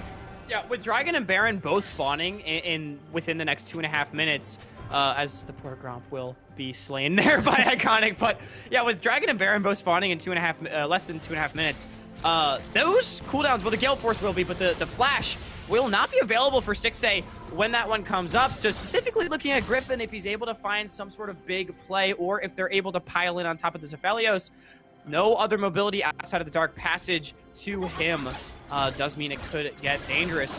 And I was talking about item spikes. Ryoma now has a hat, and both top laners are now on 3 items. Dragoon, do you think he's at the point where he's going to start making pirate noises on this GP? Well, I mean, he didn't put in the questionnaire, so I can't say for certain, obviously, but still, pirate noises or not, if the barrels do end up coming in for Dragoon, maybe just some cheers, a light cheer coming out, like a yes, let's go, or something like that out of Dragoon. Maybe a bit more prototypical, but for the side of No Team, they're going to have to try and fight to get to that sort of stage where they will be cheering that Mountain Dragon spawning in less than a minute. They're going to have to start thinking about that real soon. Yeah, I would say Dragoon might be letting out a nice happy cheer at being a level 16 Gangplank with 3 items. Usually is a pretty good spot to be in the game if you're playing that champion. But yeah, I mean, No Team has basically been just sitting on their waves. Both teams have been waiting for the neutral objectives to come back on the map. But soul stacking has not been a threat from either team. They both have 2 dragons, so each team is at least 5.5 minutes away, regardless of who gets the next one. And it is, I believe. Oh, Stixxay has no flash. Pops the stopwatch already. Shockwave will whip over from Ryoma, so no use of damage from that cooldown. Griffin is invulnerable for now, but Blaze will actually be the one who pops first due to Tony Top. The Here comes Scooped! Will pick up the Gwen. Stixxay and Iconic are both so low, but Scoop has the recess, looking to try and do something. Does get caught out by a dissonance, so is chunked out rather low. So far, 2 are dead for No Team, only 1 for Golden Guardians Academy. The Dragon is alive, and Iconic is right in the area. Stixxay with the stopwatch. Griffin goes for the highlight reel, finds the kick, but the stopwatch into the lantern gets Stixxay out of dodge. Almost got taken down by the Victor, but the damage just wasn't quite there. Griffin and Blaze drop. Tony on the other side does go down. Scooped had the resets, but just couldn't quite get in range, as you said, getting chunked out by the distance. And it's straight up beautiful Q ward hop flash behind Stixxay. gets kicked in, but again, look at the Tony. stopwatch, he's able to kite it out, and look at Tony's damage there in the front. The needlework through multiple members keeps them all so low, and it just makes it so hard to step up in this fight. Mountain Dragon, excuse me, did go down, so Mountain Soul Point is on the menu here for Golden Guardians Academy, as I have finally figured out what soul it is, but Baron is still on the map, so the big purple worm has not been taken yet. Yeah, and if you're no team, you have to start thinking about that timer for the soul. With both teams at such hard scaling late game compositions, having just a little bit of extra resistances means you get one shot just a little bit slower. Means that you potentially could, win any sort of fights and maybe even win the game. But now, no team has to take a look at this Baron. It's being started up by Golden Guardians Academy, and they have no idea, no vision in the pit.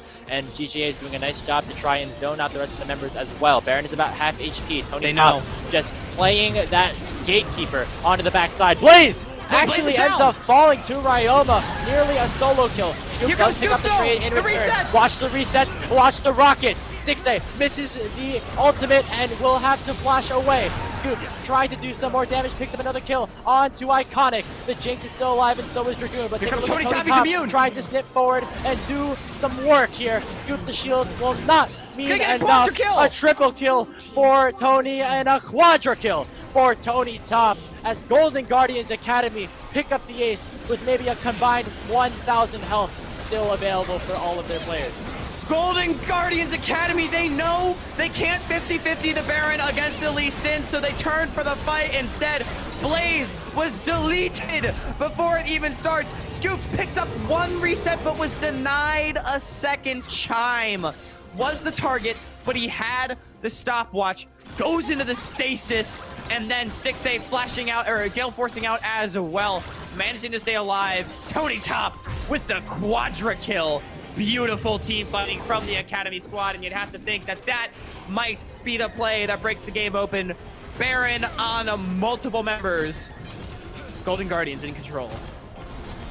These fights just all been on a knife's edge talk. If Scoop just got one more auto in onto Stixxay, or one more auto just a little bit quicker onto somebody like Chime, the fight could have looked a whole lot different with the resets coming through. We're going to take one more look at that fight because it was absolutely crazy. Take a look at Ryoma here. He was the one who started off getting a big pick onto Blaze before he could do anything about it. Yeah, Blaze just gets one shot by Ryoma. I believe it was a solo kill. Scoop now watches position. He's able to get the shutdown onto Ryoma with the Super Mega Death Rocket, but Chime barely able to stopwatch the last rocket there, and then Stixxay with the dash out means that Scoop is denied the other reset, and we saw the rest. Tony Top running through the team. We mentioned how we were excited to see this matchup. It looks like Tony Top's got Iconic. As pops the ultimate early, and there's also no ult on Stixxay as that Moonlight Vigil went wide. Two crucial ultimates down for GGA, but they're still pushing on two different lanes. Look at Griffin though, kicking in Ryoma, forced to flash away, but Blaze again gets one shot on the other side of the fight. Ryoma does end up going down, but the rest of Golden Guardians are in complete control, and Tony Top will not be stopped. Picking up another kill onto Scoop, and with the main carries down, that is sure to be it. Stixxay secures the ace, and after a 35-minute game with 439 kills between both of these teams, Golden Guardians Academy will remain undefeated in the bracket. it may have been a close battle, but the result is what was expected. Golden Guardians in 35 minutes managed to take down No Team. And again, it cannot be understated.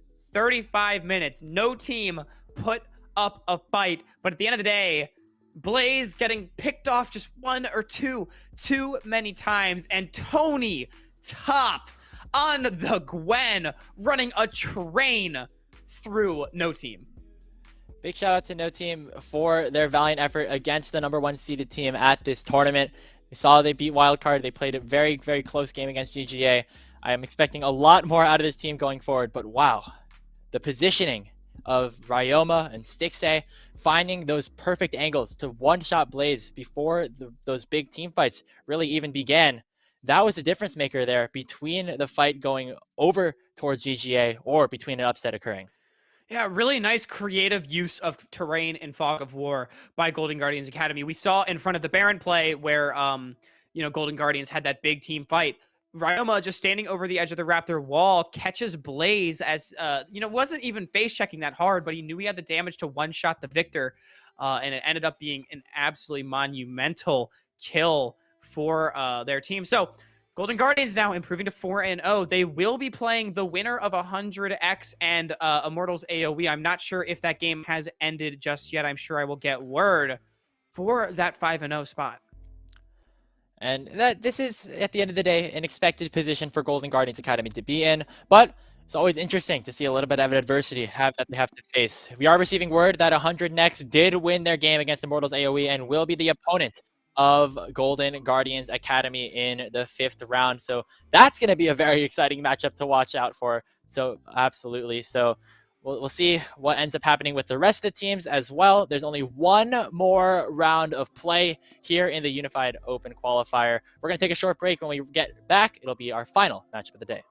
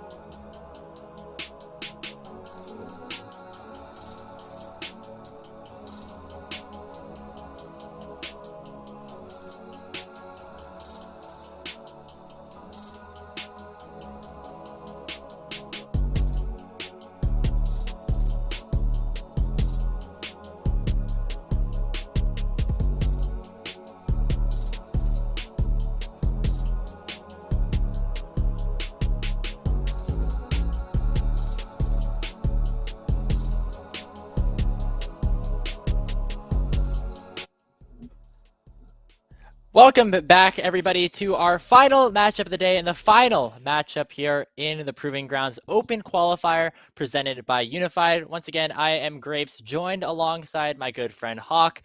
And Hawk, we've had some exciting games so far today, but to say that we were done already is definitely not the case. We have our final matchup between the two undefeated teams left in the Swiss bracket, Golden Guardians Academy versus the 100 Thieves Next. Yeah, Golden Guardians Academy up against 100 Thieves Next. What an incredible game. I mean, the number 1 seed up against the number 2 seed. The Academy team up against the could have been Academy team. 2 LCS affiliated organizations. Lots of pride on the line. Amazing players in all 10 positions for this game. We could not have asked for something better. And guess what? This could be a preview of the finals for the whole tournament. And we get it right here in the Open Qualifier. Yeah, I mean, can you imagine that there's still group stage that starts tomorrow after this? I mean, despite getting this huge matchup, there still is a lot on the line here. Obviously, both of these teams would want to claim that number 1 overall seed by taking the win over the other. Taking a look at this matchup, though, that 100 Thieves played against Immortals AOE over on the Unified 2 channel. Look at that timer, Hawk. It was a lot faster than we saw from 100X in their previous game.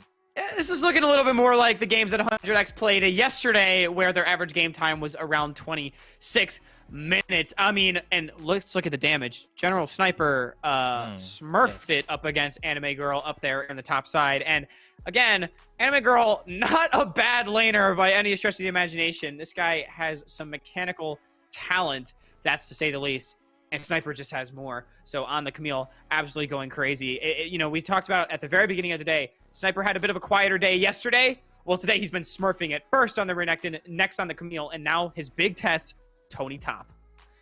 And just to get a little bit more scale in terms of how well General Sniper performed that game. You saw the damage numbers, of course. The final KDA, 9, 1, and 10 on the Camille. So absolutely insane work coming out from General Sniper. He's scaling. That's what it is. You start off with 1 kill.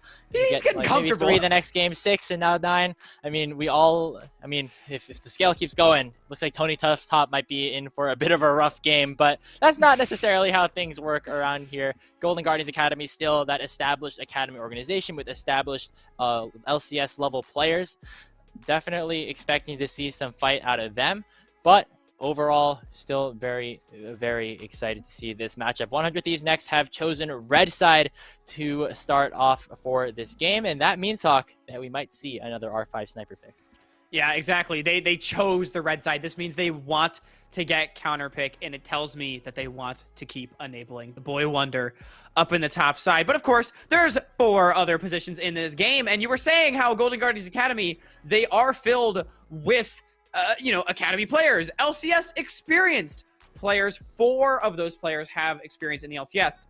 But if we actually look down at the matchups, Fnatic up against Iconic, Sword, who is going to still be playing in this 3rd game, up against Ryoma, maybe not the most stunted matchups. I mean, you would probably put them in favor of Golden Guardians Academy, but Fnatic and Sword are absolutely the caliber of players that could potentially challenge Iconic and Ryoma. But my big question lies down there on the bottom side, specifically looking in the support position. Donbray up against Chime. Donbray's had a phenomenal tournament so far, but he has gotten caught out just a few times in this tournament, especially in the Maryville game that we saw earlier today, making the game a little difficult. Meanwhile, Chime has looked like probably the best support in the entire tournament. And then also Array up against Stixxay. While Array may be one of the best ADCs in Amateur, Stixxay has an LCS championship. And an MSI finalist appearance. I mean, Yeah, this that guy's too. accolades kind of just go through the roof. Of course, now as a positional coach here for Golden Guardians Academy and subbing into the bot lane position, still has a lot of those mechanics going up against Array. And Array is somebody that we actually didn't really get to talk about a whole lot during the first matchup between 100 Thieves Next and Maryville, because a lot of the focus was, of course, towards the top side of the map. But, I mean, he's looked very, very good even throughout last year on both Supernova and Resolve, and even this year throughout some of the open qualifiers, he was the one who really put in a lot of the damage and was a very hard carry for them towards the end of that game we had against Maryville. Absolutely. And remember, Array got fed in that game. He didn't end up being the biggest carry on his team, but he was very consistent and he was doing damage throughout every single team fight. So being able to replicate that performance up against the likes of Stixxay and Chime would be monumental for his team. We did see him on the Jinx earlier. We've been talking about that pick, it seems like, all day, and what it's capable of, because it's capable of a lot. We've seen it in both of our games so far today. The amount of damage that it can put down is just absolutely massive. And so I feel like if Array's able to get back onto something like that, it could be really, really impactful. And just like that, we are into the draft for the final game of the day and of the open qualifiers here of the Proving Grounds OQ presented by Unified. Golden Guardians Academy, as we said before, will be on that blue side, while 100X will be repping their colors over on red. Starting off here, it'd be interesting to see what kind of bans end up going through. Remember that in the last game, Maryville definitely saved a lot of their soul, probably prioritized a lot of their soul laners towards the early first phase. But right now in the bans, definitely big focus again towards Sniper. A lot of respect thrown towards Sniper's Aurelia, and we know why. It's because he can do a lot with that champion if given the opportunity. But definitely nice to see that one respected even by the likes of Tony Top. And remember, 100X has access to that R5 counter pick. They can give Sniper anything that they want should they so choose, assuming it has not been banned or picked before that point. But of course, that does also mean that Golden Guardians Academy has access to that first pick. And we already see Caitlyn getting banned out, still having extremely high presence throughout the tournament, despite going actually unpicked and unbanned in our last game. Seems that 100X does not want to allow Stixxay to dominate the bottom lane. And it doesn't look like Golden Guardians Academy want General Sniper to be dominating the top lane. The signature Riven taken off the board. Tony Top, obviously a very capable top laner. We saw how well he did in that previous game on the Gwen. But always a little bit scary when you're going up against somebody for the first time in a competitive environment. Like, you really don't know what you're going to face going up against Sniper. And we saw him go against the former LCS top laner in Niles, the amateur top laner in Anime Girl in the last game, and now going up against that Academy top laner, trying to pick up all three of the region's best. Yeah, absolutely. And Sniper, you know, he had a lot of jungle help in game one today, right? And smurfed that game, really. Ran through a lot of team fights, did extremely well in Niles in the one-on-one. And then last game up against Anime Girl, again, just flexing his muscles. As you said, if we keep on the same pace, 12 kills are on the menu for Sniper in this one. Is Lee Sin actually going to be banned out? We've seen it picked by Red Side both games so far today on stream. It will not be available for Fnatic this time around, so we will have to go down to something different. Yep, and it will be the Jinx takeaway here from Stixxay as well. So a lot of focus down towards the bottom lane. Of course, that experienced LCS duo in Stixxay and Chime, definitely not something to, you know, something you have to worry about a whole lot, as Golden Guardians Academy will be selecting their first pick. Don't think it will be that Shaco. Instead, will be a Viego Hover and a lock-in for Iconic. Yeah, Viego's something that we've seen a little bit lower priority on than expected so far in this tournament. I thought Viego would be one of the most prevalent junglers, and he still is, but we've been seeing a little bit more of the early game focus. The Lee Sins, the Xin Zhaos, the Trundles of the world. But with Lee Sin getting taken away, one of the more difficult matchups for this Viego, it seems like Iconic wants to go towards it, as Sniper going to take himself the Jace early on.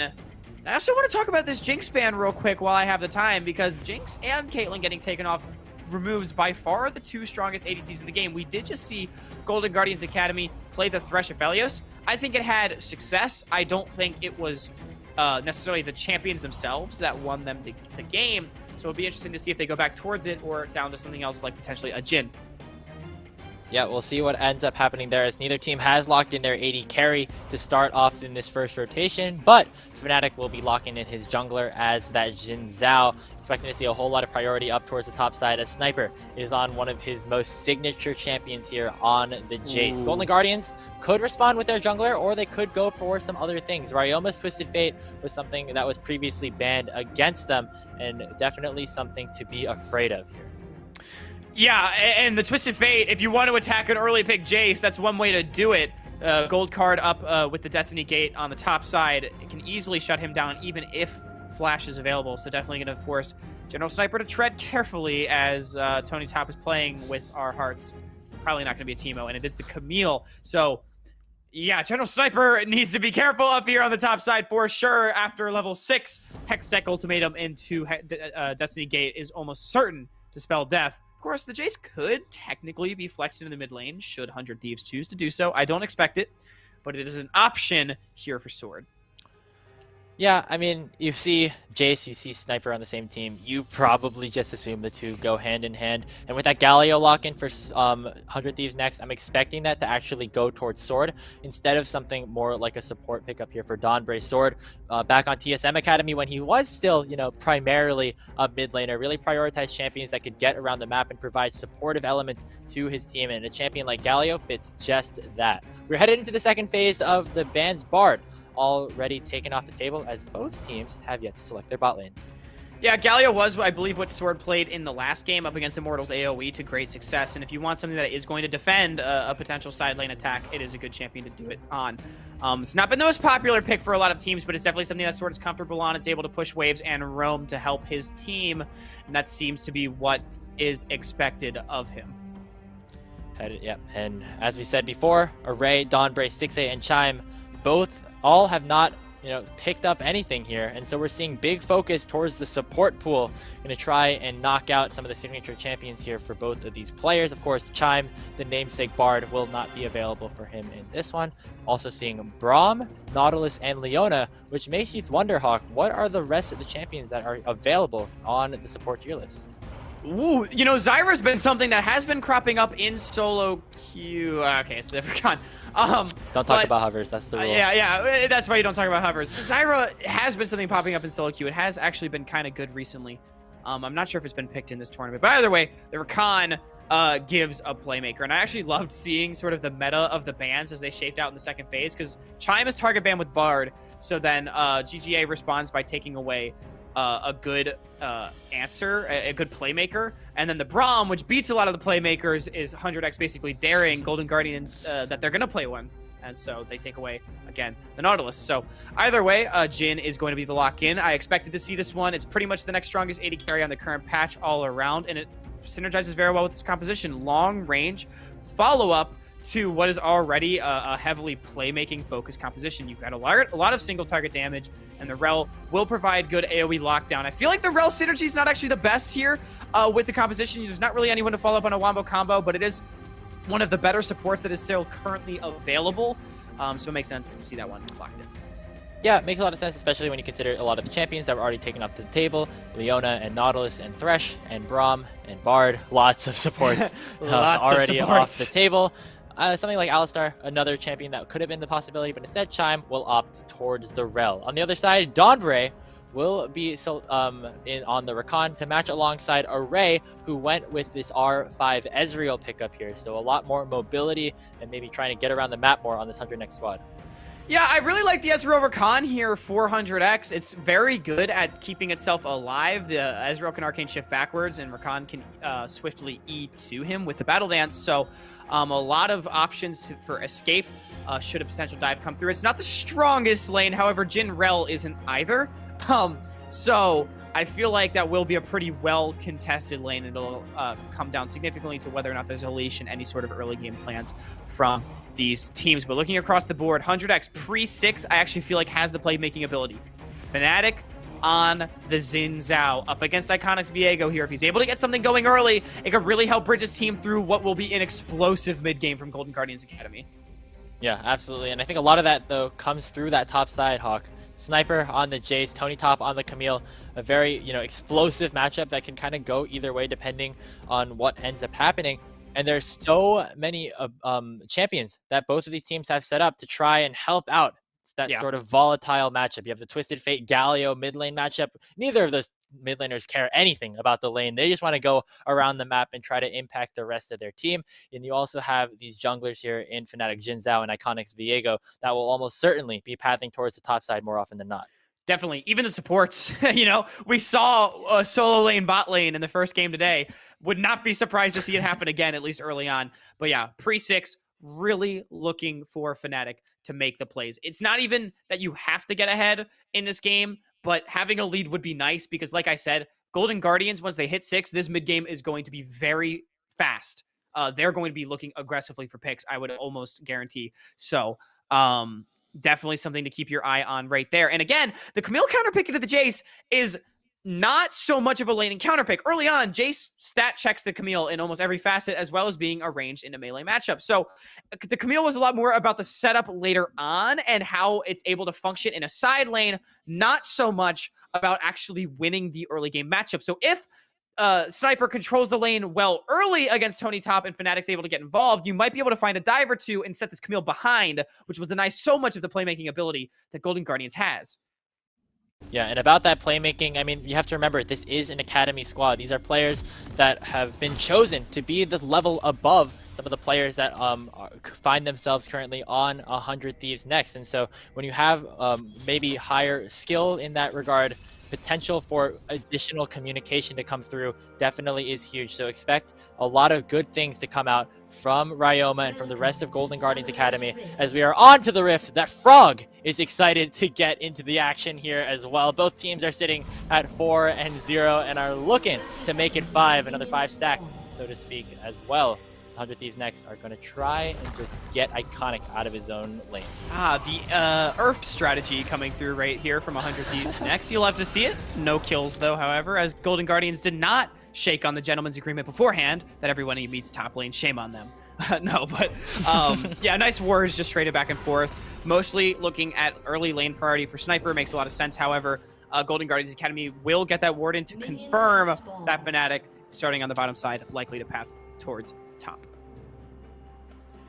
Yep, and I mean, again, when you look at these top laners, it's not really that much of a surprise. Well, both junglers are going to path towards the top side early on. Wow, what a big surprise. But I mean, the ward just basically confirms what has already been known. Fnatic, no surprises for with most that of the ward. game, has been pathing towards this top side. We'll be doing the same here alongside Iconic. And just as we said before, all eyes have to be on this top lane matchup and how it ends up turning out. Yeah, and I said that bot lane priority will come down to who gives a leash, and it is 100 Thieves next, with Array and Dawnbreak giving the leash there to Fnatic. Meanwhile, it is Iconic starting with the leash list clear on the Viegos. So Fnatic will be going a little bit faster in his jungle path than Iconic will, but at the expense of bottom lane. So Array and Dawnbreak will be forced back off this wave most likely. Which is not something that you're too upset about, especially when you're playing an ADC like Ezreal. Just want to, stand back, get some extra gold with some of the Mystic shots in the first strike. Just farm up until you get a couple more items and end up being able to impact the game later on. Top side, though, still some heavy trading as General Sniper has reached level 2 first. Shock Blast will not get any additional damage onto Tony. But the bottom side of GGA is the one to ding that early level in the beginning due to the early push that they had, and they will be able to crash the second wave into the turret. Yeah, that Shock Blast singed the hairs off of Tony Top right there, I think. A Sniper is actually not able to fully crash it. I'm not sure if that was intentional or not. Sniper also starting with a longsword 3 potion start, so looking to trade heavily, you'd have to think in this top lane with that start, as Iconic realizes that his top laner is most likely not in danger to the crash not coming through, so he will just path back down to his wolves. Fnatic, however, might have other plans. We'll see if they end up trying to go for this sort of play. The wave is not in the best spot for Sniper to try and go for any sort of dive. Instead, it'll just be Fnatic getting some early priority around the Risk Scuttler with the top lane pushed in. And it looks like Iconic is just going to see that and head towards bottom. Yeah, really awkward wave management right there. Sniper just not able to fully crash the wave, and then, you know, he's still trying to re-crash it, but Tony Top doing a good job of just zoning him back that little bit, sacrificing a little bit of health to keep it in a good spot for himself. And it does mean that it will just be junglers trading Scuttle Crabs. However, Fnatic is down a camp. He skipped both of his topside camps, whereas, remember, we saw Iconic go back to his Wolves. Early engage here down in the bottom lane. Chime with the Glacial Augment is going to slow up the rest of 100 next. 6-8 with a nice 4-shot takes it right to about 50% HP. And no lethals just yet, but we can see this lane pressure here for Golden Guardians Academy. The experienced bot lane duo starting to pay off as they're already up a wave and crashing another one into the turret. Yeah, Array should be able to pick up most of the CS to keep it close, but I mean, that plate already about halfway down here on the bottom side, and 6A and Chime is doing a really good job in their isolated 2v2. It's that early wave priority that they got from not having to leash that is just paying dividends for them. Yeah, and so far really has been working down there. You take a look at the gold, it's about 300 in favor of Golden Guardians Academy, and a lot of that is focused down towards the bot lane, about a 6 CS lead over towards Stixay. Gonna take that reset and try to just continue to go forward and with that advantage. Sniper, though, up in the top lane Fnatic's is still hanging around. going a bit aggressive here onto Tony Top. Fnatic is around to make sure that if some sort of hook shot goes forward from Tony, he will be there to punish. It's very tense right now. Yeah, I mean, Tony Top, here we go. He's about to face check. Yep, Chime's there he here. goes. Hook shot forward, not able to cancel that out. But now Chime has arrived. Tony Top doesn't have the hook shot, but does have a decent amount of damage if he's able to get in. There's a flash forward to stun up Sniper. The Ignite is ticking, and Sniper the still Shock remains Blast! alive. Shock Blast does land on the Tony Top, and with one more auto, Fnatic secures first blood for 100 Thieves next. And now Sniper has the ability to go and continue to move forward. Chime will stun up the Jace and take him down Here as comes Iconic has Donbray. now arrived to the fight. One more shot will take it down, and Iconic goes for another kill. 2-1 in favor of GGA. Might try to make it a little bit more. Here comes the crash down onto Donbray. Grand challenge entrance into the wrong side of the map, as Donbray will try to delay the inevitable for a little bit longer, as Ryoma will surely come over to finish the job. Yeah, Ryoma probably going to pick this one up. Sniper bending it like Beckham there with the Shock Blast to help pick up the first blood, but 100 next is going way too hard, not respecting the counter game potential of Iconic, so it ends up being a 3-for-1 at the end of it all, and Sniper could be a dive. Fnatic's on the way, as well as Donbray.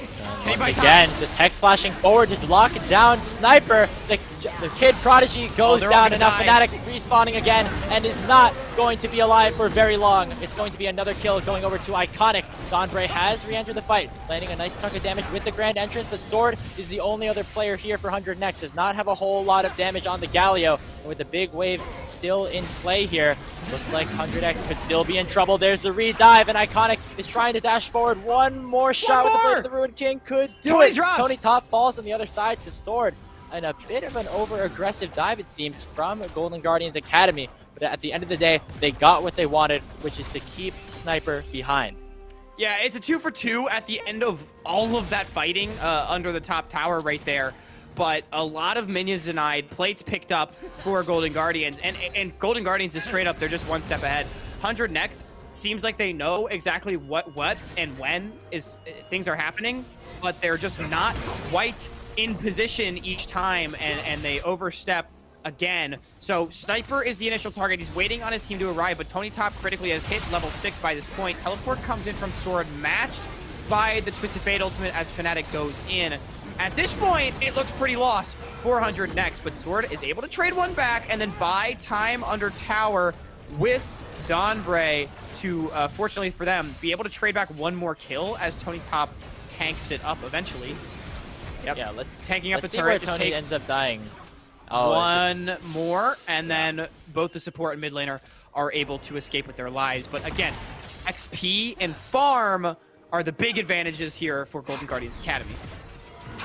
Yeah, and that's the big thing. So the kills might have been a little bit more even than they might have wanted, but take a look at this experience graph here. You have Tony Top still at that slight advantage. The one winner, though, is Sword. Picked up 2 kills and that massive wave in the top lane nearly by himself. Of course, as the Galio, not necessarily the best target to put a lot of your resources in, but Sword will be able to impact the other map in a lot of ways, especially now that he has his last chapter. We'll be able to push these waves out faster and continue to roam around. Yeah, Sword actually managing to pick up a lot more of that top lane XP than I first expected, so 100 next not quite as far behind in that department as expected. Regardless, they are down 200 gold, 2,000, excuse me, mostly due to the kills as well as the tower plates that have been taken. Flashes on the top side are non-existent, as well as in the support position is only the 80 carries that have those available. Herald is on the map as well as first Drake. It is a chem tech should these teams look to posture around it. And once again, I think we're seeing the return of solo lane bot lane. It seems that Array is used to this sort of playstyles. 100 next is mounting a contest over this Herald. We'll see if they end up doing it. We do see Array making his way towards this top side, but Stixay will be the bot laner who gets here first. Neither Iconic still hitting in onto the Rift Herald, sitting at about half HP. Donbray and Sword are the ones who are going to have to try and engage 400 Thieves next, but it looks like Chime is the one who wants to do the opposite. Tony Top was looking for a flank, but Sniper pushes him off for now. The Eye of the Herald has been exposed, but take a look at Chime. He's going to flash forward and crash down onto 2. Big knockouts coming out from the Heartbreaker of Iconic, but he's going to be the one who gets shut down first. Kill of the game, of this fight, going over to 100 Thieves next. Grand Entrance will take down another one onto Chime. Curtain Call was not very effective. And it looks like actually 100 next at the end of the day will be the ones to secure that Herald and get out. 100 next with a huge team fight win up on the top side. 2 for 0 and Fnatic landing the smite on the Herald. It's Chime with the initial engage, but remember, this is not a wombo combo composition right here from Golden Guardian, so the follow-up is mediocre at best, and then Array, True Shot Barrage is Iconic, Chime then drops on the backside. The rest of the team is zoned out, and with the jungler still alive, it's an easy smite here for Fnatic. The gold gap closing by nearly 1,000, and the Herald will close that even more once it is summoned. Yes, Ryoma and Iconic are still ahead, but let's not forget that was a shutdown on the Viego. This game, Hawk, is running a bit eerily similar to the first game that we saw today between 100 Thieves Next and Maryville University. But kind of on the other side. We saw Golden Guardians Academy in this one ahead of 100X for a decent chunk of this game. But then just one play after another, a couple of acts of over-aggression from the Academy squad, and now 100X all of a sudden right back into this game. Only 1k gold deficit, sort of sitting at 3-0-1, and they're in a very good position to continue to go forward. Yeah, and 100X composition will spike very hard on one item. Jace with that Eclipse does so much damage. Gore Drinker on the Xin Zhao. Ezreal sort of looking for 2 as well, but the Galio with the Rocket Belt can do a lot. So, you know, they're very well set up for these mid-game team fights. As Array's face-checking a Rel. Oh yeah, Array definitely in a whole lot of trouble. He might have the Arcane Shift, but he's not going to even be able to use it. Locked down by about 6.5 seconds of crowd control there, if my math is right. And Golden Guardians Academy pick up another pick into the bottom lane with the help of Iconic. Yep, Array with the unlucky face check, obviously assuming that Golden Guardians Academy was not in position to kill him, the word. So he does give over a kill. I believe that is another one going the way of Iconic. Tony Top, though, could be on the wrong end of a 3-man, but look at this. The support squad is coming up the top lane. Twisted Fate Ultimate is available as well. And Donbray is still level 5, as is Chime. Both these supports have been roaming a lot. Very little XP on either of them. Yeah, it seems like 100X knows better than to maybe go for a more aggressive dive. Rift Herald will get its singular proc off, taking down 2 plates into the hands of Fnatic and Sniper, but they will not get more than that. Very good decision by Golden Guardians Academy to send their jungle support duo up towards that top lane just in time. Always have the threat of that Destiny coming through as well. And with that, not much was given over on that play. No, not much indeed. And if we take stock of where the gold is actually allocated right now in this game, Sword has 3 of the kills right now for 100 next. And while a 3-kill Galio can absolutely be a driving force, I don't think it feels quite as good as the 3-kill Viego on the side of Golden Guardians Academy. Oh. That's a flash. Yeah, Flash Everfrost coming in from Sword, and that's going to be enough to take down Ryoma. Fnatic will secure it with the final auto attack. And 100X evens the kill score up again. They're keeping this close, Hawk. Maybe a 3-kill Galio can do stuff. A Sword pulling the trigger right there in the mid lane. Flash, Everfrost, taunt, Dragon's still alive at 13 minutes. Cats and dogs living together. I have no idea, but yeah, nice kill in the mid lane right there from 100 next, as both teams have completely ignored the bottom side of the map, meaning that lonely Chem Tech Drake has not fallen yet. As once again, Tony Top finding himself on the business end of a 3-man. Yeah, but here, you gotta take a look. Iconic is in the waits. Wave has crashed in, but doesn't look like Sniper, Donbray, or Fnatic want to engage just yet. Instead, it'll be the counter move by Tony Top alongside Ryoma going forward with the Destiny. Sniper is still alive, will flash away, and will survive. Iconic is taking very low. Ryoma still has to get away. A nice Magnus Storm coming in from Chime. He's locked down the memory of 100 Ds next. Nobody has died just yet, but it might just change in just a second. Ryoma forced to flash away from the wild card. True Shot Barrage barely misses. How has nobody died? Finally, Sniper secures the kill and gets another on top of that on Tony. Chime dashing forward again with the crash down, run to the turret, go the Thieves, and they might have gone a little bit too far. It is now Iconic versus Fnatic in the jungle matchup, and the LCS veteran will get the better hand. A double kill going over to the Viego, and 4 are dead for the Thieves. What the hell just happened, Grapes, in the top lane? 4v4. It's 100 Thieves that make the first move, but it's Golden Guardians Academy that pull the trigger on the engage. Tony Top goes in, Hextech ultimatum on a Sniper as Curtain Call, I don't think will kill Array.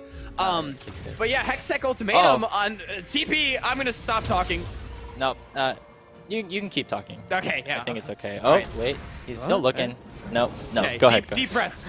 Deep breaths here as everything has fizzled out. A crazy amount of action on the top side right there. It's Sniper that gets engaged on first, but the Galio ultimate over the top does such a brilliant job of peeling away for Sniper. I have no idea how Golden Guardians Academy managed to live for so long. Tony Top had one good flash out. We're back to live because Sniper is fighting. Well, you can look around. Take a look. You can see Fnatic and Donbray headed up towards the top side, and another wave is getting crashed. I've seen this one before. Yeah, same time, same place, same result. Potentially, Donbray going forward with the quickness. 3v1. Tony Top is not going to be able to get any sort of trade. Sniper, again, with a successful top dive, will pick up that first turret as well. All right, 100 next finally equalizes the score. It was a 3-for-4 on the top side before. Now they're making it a 4-for-4 as well as managing to take that first brick. Woo! Hooray!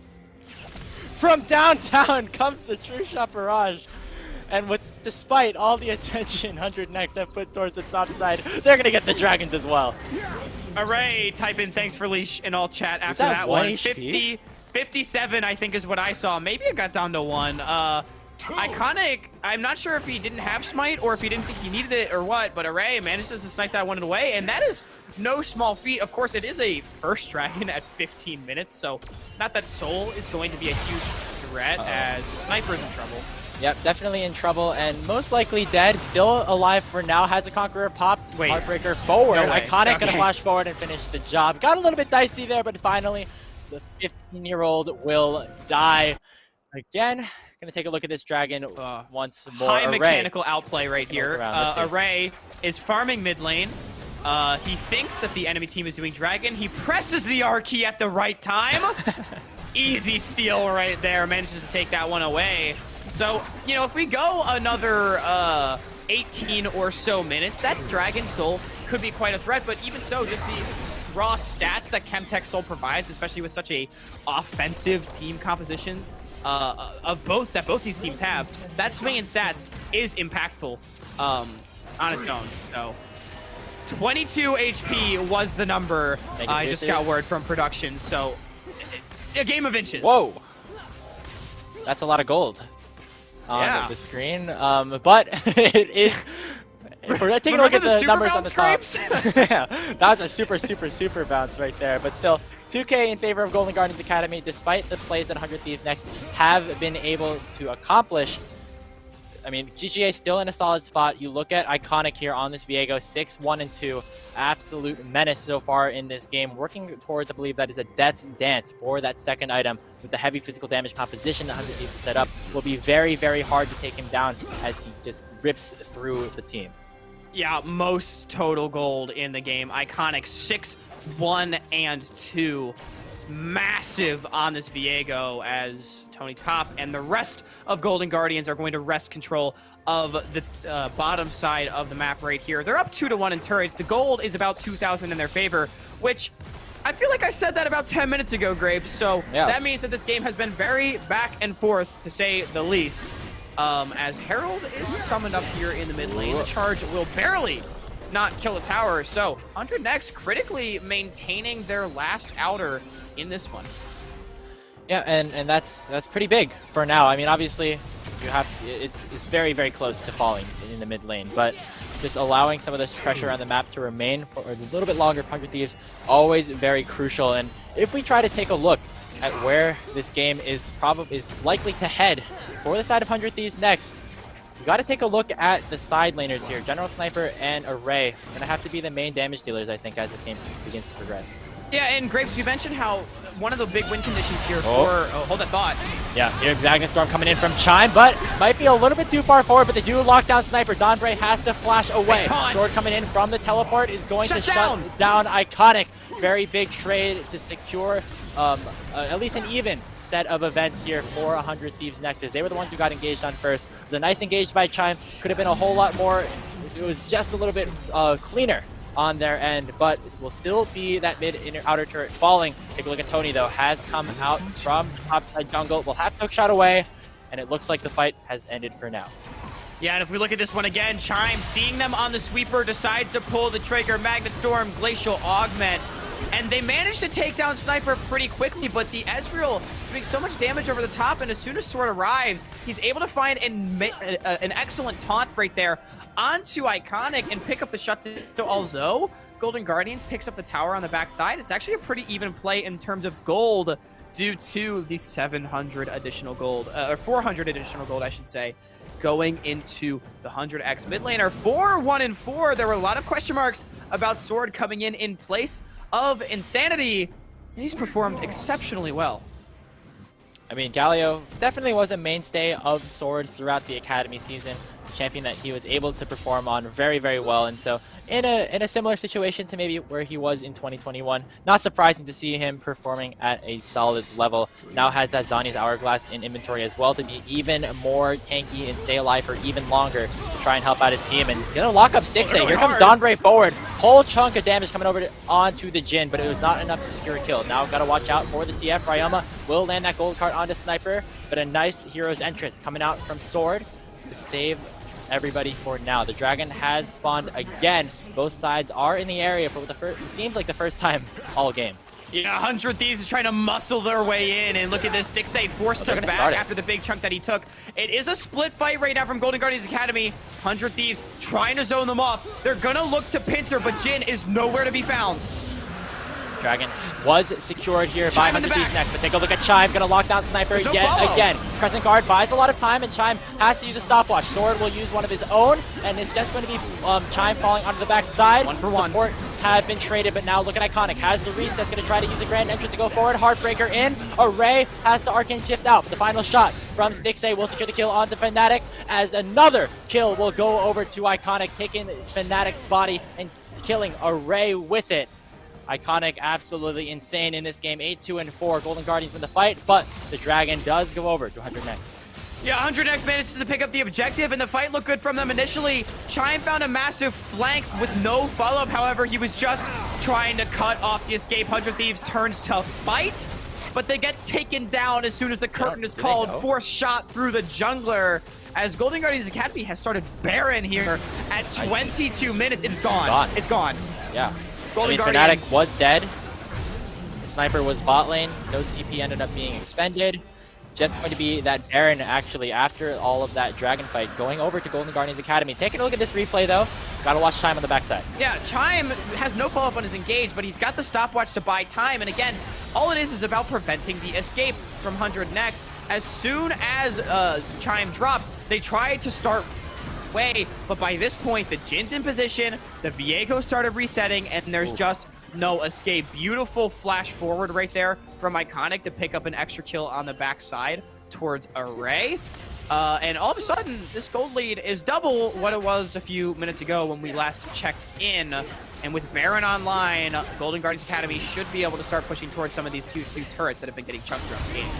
Sword though, might have other looking ideas. to try to engage. Remember, Iconic is a target. Iconic has been shut down. The main carry here for Golden Guardians Academy is no longer alive, and now it's 4v5 for the side of 100 next. Sniper will get locked up on the ultimatum, but Sword will knock up a whole lot. Chime is trying his best with the Magnet Storm, but he will go down. Fnatic is the one to pick up the kill, and now it's a 3v5 favor the Thieves. The health bars are low, but they stave off the push for now. Curtain Call trying to find Sniper on the back end, but it will not result in any kills going over to GGA. The Thieves with the return play. Sword just smurfing on this Galio. The Justice Punch forward with the Everfrost and Taunt combo onto Iconic. Gets one shot through the CC, and then the Galio ultimate on top of Sniper keeps him alive as Tony Top and Chime try to go in. They take down the support. Remember, the stopwatch was used in the previous fight by Chime. And that, just like that, 2-for-0, not only do they win the fight, but they stall out the Baron immensely. Only a minute left on it, and it's currently a negative Baron power play. That's just props to 100 Thieves next, finding the correct engage, and it's been Sword with the perfect Heroes entrances, it seems like, in a lot of these team fights that 100X are ending up on top with. Now sitting at 5-1-5 still, has only died one time, which is very impressive when you consider the sort of playstyle that he's going for in this game. And he and the rest of the team are still in a decent position to try and turn this game around. 40 seconds on the Baron power play left for Golden Guardians. And they're going to just try to use that advantage to push mid and also maybe get some lanes forward in the top side. Here we go. We can see a commitment forward on a Sword. It's just Ryoma for now. Sword is pretty Iconic's on the tanky. way. It has a decent amount of damage, but the rest of the Golden Guardians lineup is on the approach. Iconic already popping the Misk, and Sword is definitely in a bad spot. How much time can he buy before the rest of the team arrives? Going to use the Justice Punch forward. Actually ends up almost taking down Ryoma. 6A will be the one who lands the final blow, as the rest of the team has hovered around this top side to try and match. Not going to find anything just yet. Tony Top, though, in a decent position to maybe go for some sort of flank. TP in from Ryoma, who has refilled the health bar, and the curtain call has opened up. Slowing down Fnatic, locking down Donbray. Donbray is dead. Now Chime doesn't have the flash, but does have the ultimate. Not going to use it aggressively just yet. 100 Thieves lose 2 on that side as Golden Guardians are going to fight with the numbers advantage for now. Golden Guardians, the multi-lane chase down. First, it's Ryoma onto Sword, just trying to keep him in place while his team arrives. Forces Sword into a bad spot. Takes him down, and then the teleport in towards mid. Curtain Call to slow them down. They manage to pick down Donbray as well. Does not result in too much of an objective lead, however. And with a lot of cooldowns burned, no fight to be had in the bottom side here, but Golden Guardians Academy mostly just going to get priority over this dragon from the previous kills.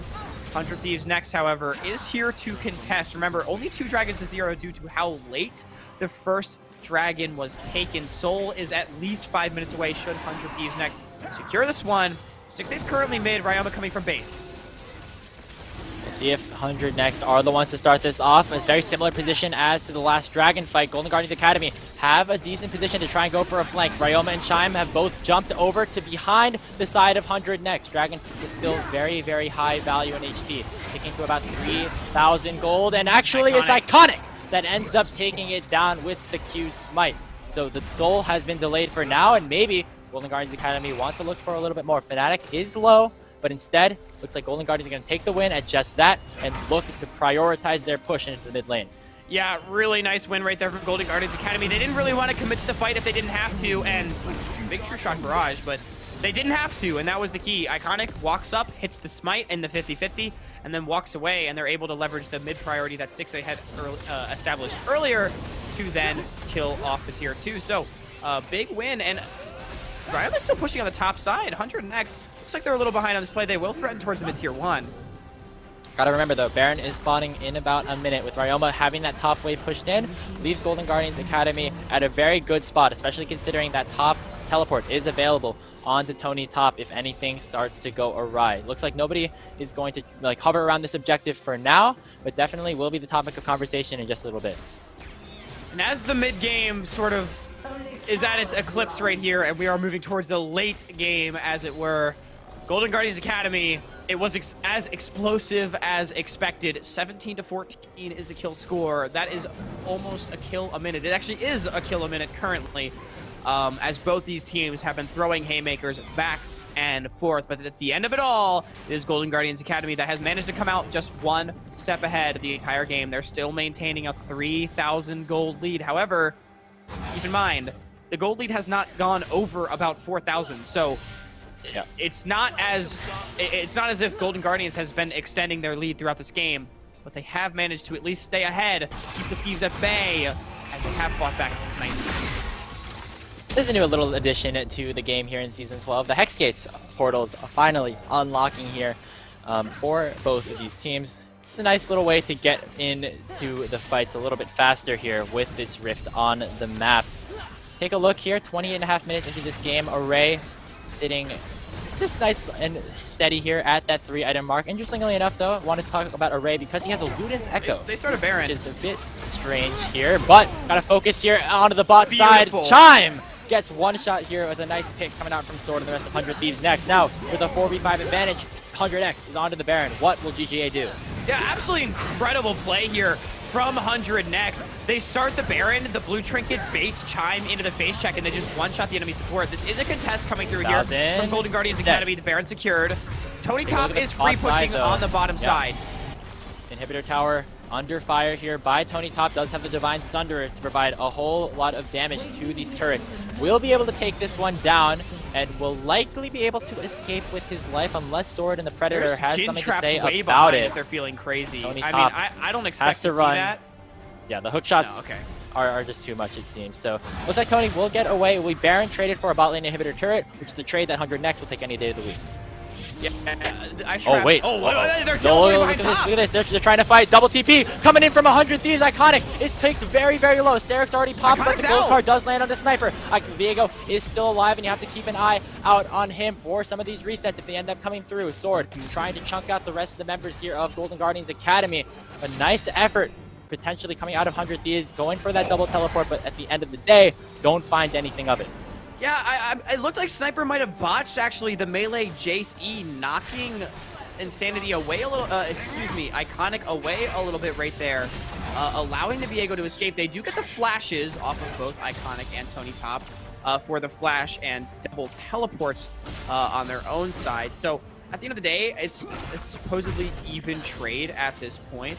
No teleport in the TP lane, as well as Tony Top not having his available. But I almost wonder if 100 Thieves next is kicking themselves for not being able to pick up at least one pick right there. Yeah, I mean, it was very close. Iconic had the Steric's gauge, which basically almost confirmed him to stay alive in that trade. Was able to use the Heartbreaker defensively to get out, but now will not have that flash for this spawning of the dragon. Remember that there is no soul on the table just yet, but still having some of that extra, ability to threaten that later down the line is going to be very important.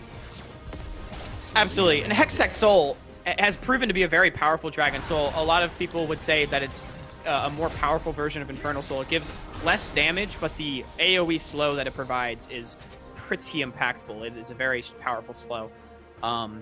It seems that 100 next might be the second team in this game to complete the negative Baron power play, something that you don't see every day. Feels like we've had a lot of negative Baron power plays so far today, but it's actually Golden Guardians Academy. Oh, Ryoma going in. Locking down Array. The cleanse has been used. Curtain call has been issued. Array tries to dodge away from the shots and will barely do so. He stays alive for a little bit longer, but finally get taken down by Ryoma. Numbers advantage now. Going over to Golden Guardians Academy after a nice use of the Destiny Gate from their mid laner. Look at Sword, though. Going to try to lock down Tony Top. That's what the kills on Galio do for you. Dragon will get secured by GGA, but now the fight is only beginning. Nice three-man charm coming over from Don. Iconic has to use the ultimate to try and escape. Sword is in the middle of the enemy team trying to lock anybody down that he possibly can. Look at Fnatic, though, using that Crescent Guard in on the Stixxay, and he will secure the crucial shutdown onto the Jhin. Sniper with the Shock Blast takes down Iconic as well, and it is another well-on fight for 100 Thieves next. Back and forth and back again. This time Golden Guardians takes the dragon but lose the fight. 100 next with the chase down. No ADC, no problem. Sword one-shots the enemy top, and then the grand entrance into the middle of the fight, knocking up one. The chase down onto two. 3 for 1 is the overall score. Dragon in favor of Golden Guardians. Inhibitor turret in favor of 100 next. This game is non-stop action. 18-18 is the kill score. Inhibitor will drop as Fnatic is in trouble. Yeah, he gets locked up here, has a Gore huge Drinker. amount of healing with the Gore Drinker Chime. Gets a nice couple of stuns, but 100 next is just stacked The purely respawn's in 2 and are seconds. doing so much work here in this group. Tony Top has to use that Hex Flash away, Chime. but look at Chime landing a 3-man Magnus Storm. Will get taken down, but look at Fnatic. Gets taken down by the first shot. Second shot from Stixay comes through as well. 3 kills for GGA. As it looks like 100 Thieves might have bit off a bit more they can Give me shoot than they 5, could have 4. shown. And now Sniper is out of position as well. Ray Will has no get shift, taken he just down shifted by in. Ryoma. An Array might be in a bit of trouble as well. Has to use the shift away. The stun will land on to him by Iconic. The aces come through. And could this be the end of the game, Hawk? Yeah, the death timers are so long, 25 seconds on Fnatic. Sword down for 30, and that's really your primary wave clear. Teleport coming into the mid lane from the Twisted Fate. Golden Guardians, 4 men strong. They might just be able to do it. I'm not so sure, though. The death timers might not be long enough. 3 seconds on Dawn Frey. Fnatic is up in They're 7. gonna They try. will surely get They're this gonna try. inhibitor turret at the very least. The 10 question seconds on is, Sword. can GGA end the game? Dawn Frey 7. is alive, and so is Fnatic. So The much Nexus damage towers to are these now towers. under fire. Fnatic has to dash forward, has to do something, has to stall at least for a little bit longer. 3-man, Here comes the 4-man Galio. quickness coming in from Dawn Frey, combined with the knockup of huge Sword, shot. and 100 next are going to secure their base. They're going to get the double kill onto Sword and let Tony Top Hex use that hook shot away. One more shot will do a triple kill for the Galio, and 100 next stay alive. Sword respawns with the grand entrance, and 100 died next too. they hold the line as Stixay takes the red buff just in front of Stixay. the arcane shift. What an incredible team fight. Wait. Stixay is the only one alive. Is 100 next now gonna end the game? They have the death timers, I think. 20 seconds on Ryoma as well as Iconic. It'll have to be Stixay. Has that curtain call I think they available, have but it. doesn't really have the opportunity to use 10 it seconds at on a very Iconic. good spot. Has to wait for the carries. Remember, Iconic is very fed on this Viego sword. Will land the taunt onto Stixay, and I think that might be it. There's the stopwatch. There's the open 100 Next is Nexus, gonna take and down Golden Guardians 100 Academy. Thieves next will take the first strike against an Academy team. This Proving Ground split as they will finish the open qualifiers with a 5-0 record. 100 next takes down the #1 seed, the only Academy team in this open qualifier here in the final game of the night. It was Golden Guardians that tried to deliver the final blow. It was Golden Guardians that tried to end the game, but it's 100 next that stands above. They held the line. They won the team fight. They pushed down mid and they ended the game. We were talking about the trampoline bounce yesterday, Hawk. That was 2 trampolines stacked on top of each other, and you just kept bouncing back and forth between them. What a game that was. 100 Thieves next ended up almost ending the game, and then they almost lost the game, and then they actually ended the game at the end. What a way to close out the open qualifiers here of the Unified Proving Grounds qualifiers. And yeah, now 100 Thieves securing that first seed will have maybe an easier road to get into the next stages as we continue to progress towards the tournament. But Golden Guardians Academy also in a good spot to do well. And I wouldn't be surprised if this is not the last time that we see this matchup this month. Absolutely not. Entirely possible that was just a preview of the finals. I mean, what an insanely exciting game. It feels weird to say only 35 minutes, but it felt longer to me as we were watching it with how back and forth the game was. It was like watching a tennis match, back and forth, one team after another. But if we look at those damage graphs, it's Sword at the top on the Galio. I said at the beginning of the game, a Galio might not be the champion that you want 3 kills on. Well, I was wrong. Yeah, I mean, it seems like it, Hawk. Most damage in the game, beating out poke champions like General Snipers, Jace, and Erase Ezreal even.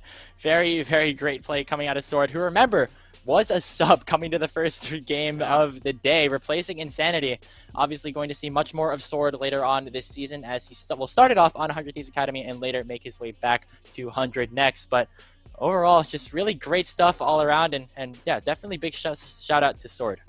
Yeah, and everybody in this game, it felt like, had their moments. You know, Array with the fancy footwork on the Ezreal, doing the damage over the top. Sniper generating so much pressure up there on the top side. Fnatic being there for it with Donbray. And then on the side of Golden Guardians Academy, every step of the way, it felt like they were one step ahead. But when it came down to teamfight execution, 100 Next was right there with them.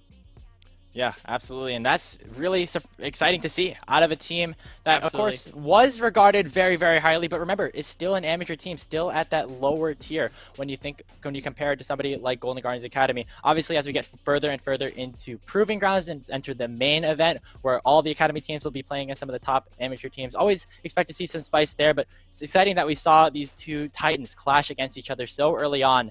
And I'm just really excited for what's to come. Definitely. And you know, a lot of times when you see seed against the 2 seed and the 2 seed wins, it's not that much of an upset, right? Like it's hey, they were the 2 favorites. But coming into this tournament, Golden Guardians Academy, I think, was considered by many to be the unanimous favorite for this tournament. They were the Academy team. So don't let the fact that it was a 1 seed against a 2 seed, you know, the 2 favorites, distract from the fact that this was an upset. And it's not that Golden Guardians Academy didn't play at their best. It's just that 100 Next is proving that there is so much talent in North America that these players are up to the task and put on an absolute show today. We got to see them play twice. They went 5-0 here in the Swiss bracket, taking down an incredibly talented Maryville team, taking down the Academy team, taking down Immortals AoE on Unified 2 in absolutely blistering pace. I mean, that is already an incredible resume for the squad. And we are so excited to continue to see more and more of 100 Thieves next, as well as all the other teams that ended up qualifying at the end of the day here at the Unified Proving Grounds Qualifier. 16 are left after we started off with 32. Group stages will start tomorrow as we are just getting started here in the amateur season. And with that, that will be the final time that we'll be here on the broadcast today. Hawk, thank you so much for being alongside me through these open qualifiers. We are going to sign off for now, but there is still another game going on Unified 2, so make sure to go over there and watch that finisher, which is definitely going to be a good one. With that, we'll say so long and have a wonderful night.